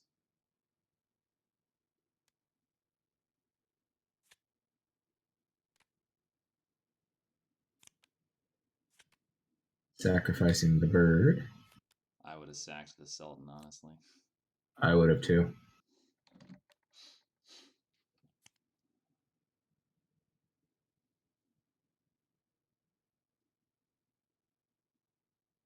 Puts another useless card back in the fate deck. Mm-hmm. Especially since you're about to reshuffle. Mm-hmm. This way there's a chance you get Aladdin or Abu thrown at you.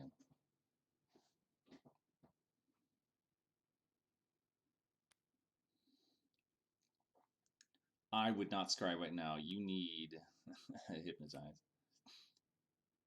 And, Pre-playing an ally for an Abu or Aladdin at the palace, maybe. Mm-hmm.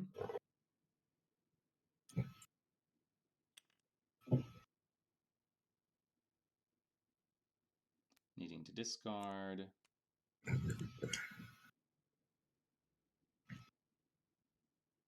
That hurts.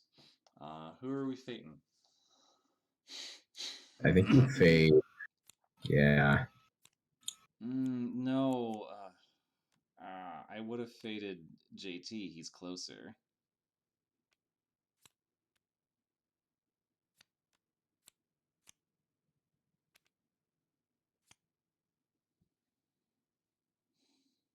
I guess he is just moving a hypnotize away. Yeah. But I mean, so is Lay. Is it moving to hypnotize away? At least I think so. There's no card. Yeah, it's just Raja and Aladdin. Zlay was the one who was fading, though, so he wasn't going to fade himself. Mm-hmm. So let's see, what do we got here? I would not have discarded that a snake am I. Oh, well, I mean, like, if you're just going to take Aladdin. Hypnotize and then move the lamp over. That does mean you don't get to move it with Iago. It does move it. Moves it away from Iago.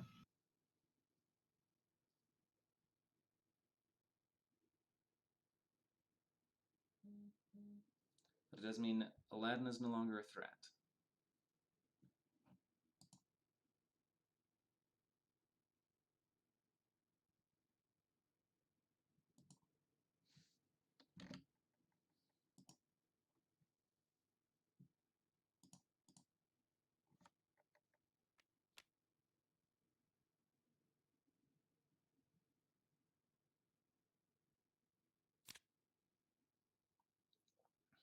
I guess either way, you're still 2 turns. Yeah. If you had moved the lamp, you would have had to move back to the Cave of Wonders to move it again, as opposed to 2 times. Activate. Yeah.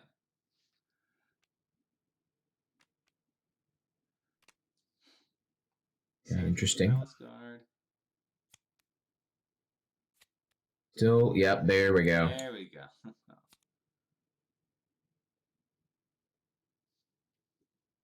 Are we maybe looking for a hypnotize still?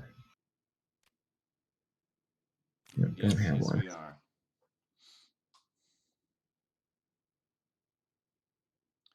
Threat assessment. Who is closer? Carpet hurts. Carpet does hurt.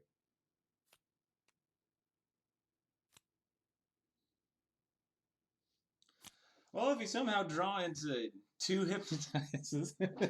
Although carpet at the Oasis doesn't hurt as much, so. Ooh. What is it? It's a boo, who you are forced to play. Yeah, I guess you just go ahead and take it. Mm-hmm. I would a snake in my carpet. Yeah. I would, yep. I think that's what we were doing, yep. And yeah, because carpet would have been better at the palace. And then there's that.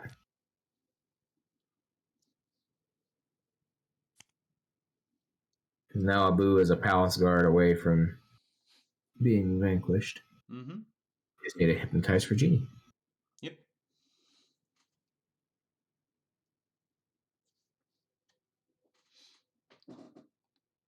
And I think you go to the palace or the Oasis first? palace. Get in that. I think I would do palace.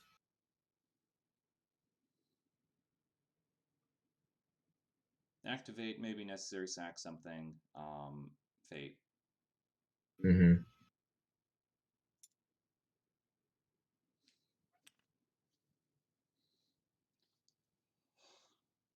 Doing the Oasis. Okay. Moving over Yago.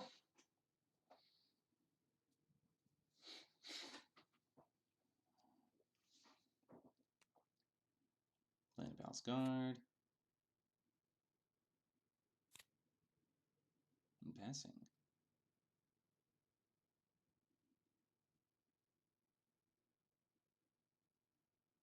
Alright, what do you do here? Do you have your hypnotize?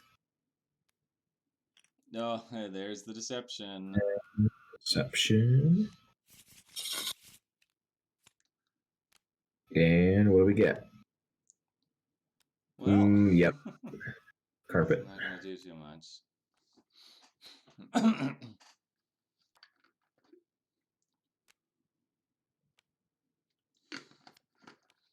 Alright, so there's one at WinCon right now.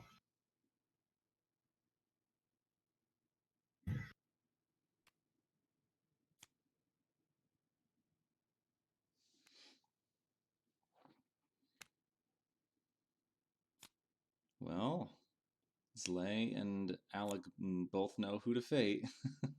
And they both can.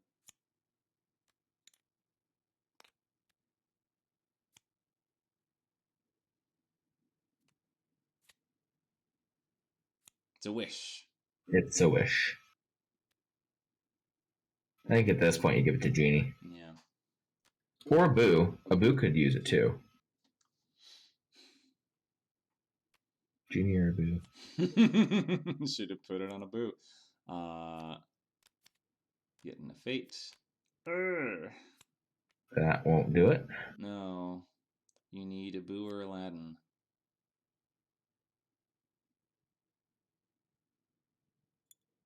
There's 7 cards in there. Okay, we're activating moving, so we are also at WinCon there. Oop, there's a deception for... Manipulation, deception. The worst thing.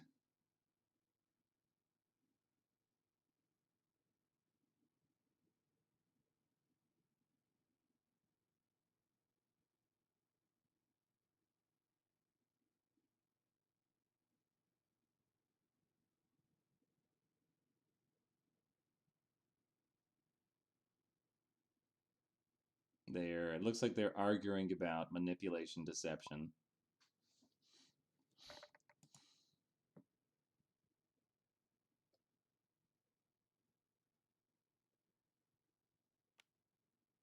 Yeah, probably about the placement of the time or the timing of it. Whether or not he had moved Iago first before the deception.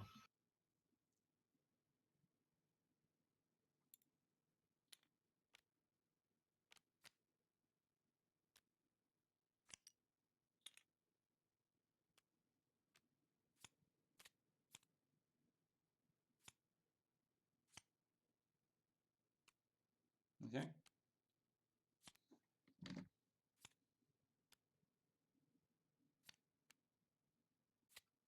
Well, you can still fate, which you need to. Mm-hmm.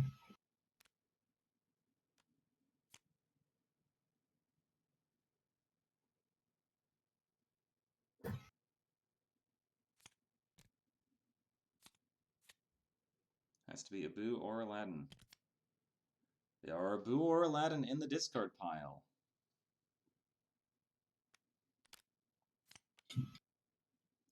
Does not look like it. Well then. That's going to be we game. have our winner. All right, let's hop into their conversation. Oh, it looks like J2 isn't even in the convo. Yeah. Oh. Hello. Hello. Looks like J2 was not in the voice chat. He was not. No.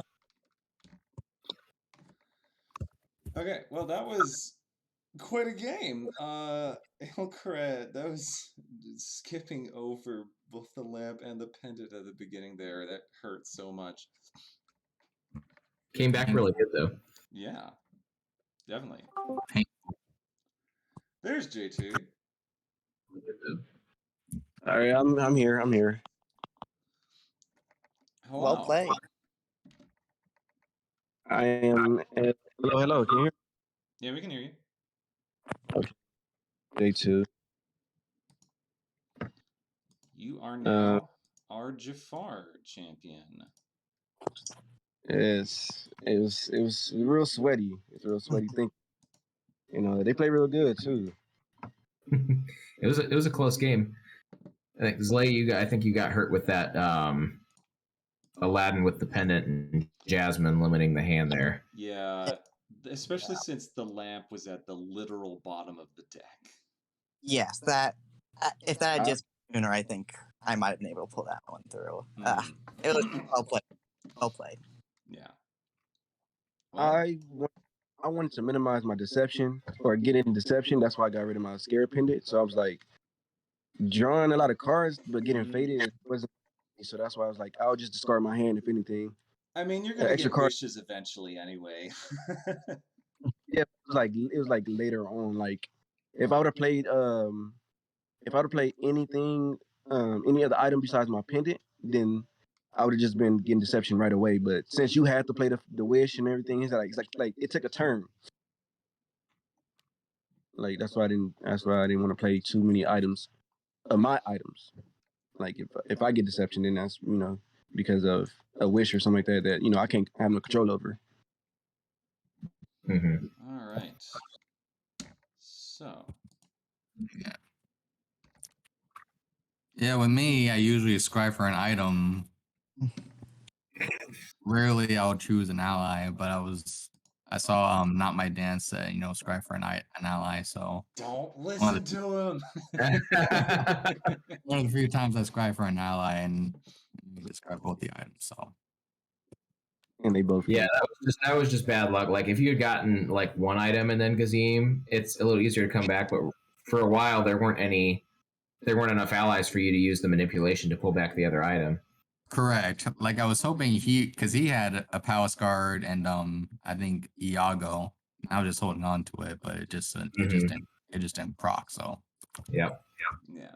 I was lucky to get Gazim when I did. Yeah. I thought I came back pretty good, but just wasn't. Yeah, you did definitely. He was so up, and I was like, oh, okay, he got the lamp, he got the genie. Like how to one turn he was down, and the next turn he was right behind us, type stuff. Yeah, I actually got the lamp. I think my second hand after I did the reshuffle. I literally maybe misplayed once when I discarded my hand and I had staff up, and I was like, oh, if I would have just got rid of one card and drew 2 more, then I could have just got my staff next turn. But I got rid of my hand, which made me reshuffle and the staff was dead. So that's the only thing that I was like thinking like, Aladdin was next. I really wish I had played my staff there.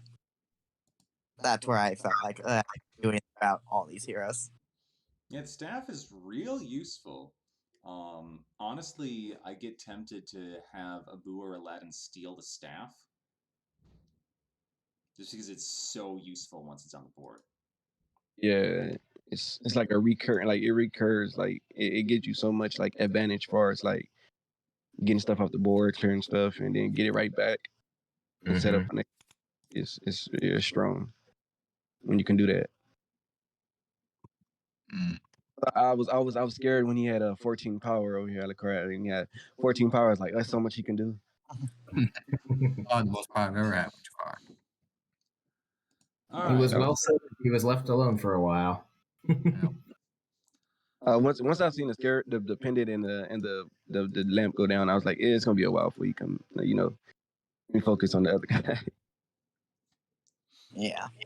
But GG's, man, that was great. It was real intense. Good job, J2. Represent the Roy Vizier good in the tournament. Appreciate it. All right, well, it is after 11. It has been an almost 4-hour stream. I was hoping to get in 7 tonight, but we did have some technical difficulties. So tomorrow we're going to end it here. Tomorrow we will start off with Ursula and then take it from there.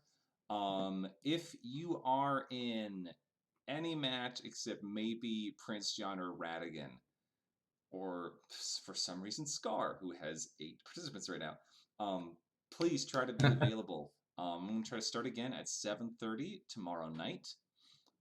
Let's get these in. But thank you all for coming out. Thanks for participating. Congratulations to our first 6 champions. We've got Knick Knack as Captain Hook. We've got Weight of Glory as Horned King. JT as Jafar. Wacko as Lady Tremaine. Shrimp Taco as Lotso. And Zachary as Queen of Hearts. We'll get some more champions tomorrow. Just for future references, is J2. J2? Just okay. All right. It just felt that way, but it's definitely. All right. Good night, everybody. All right. Thank you. Good night.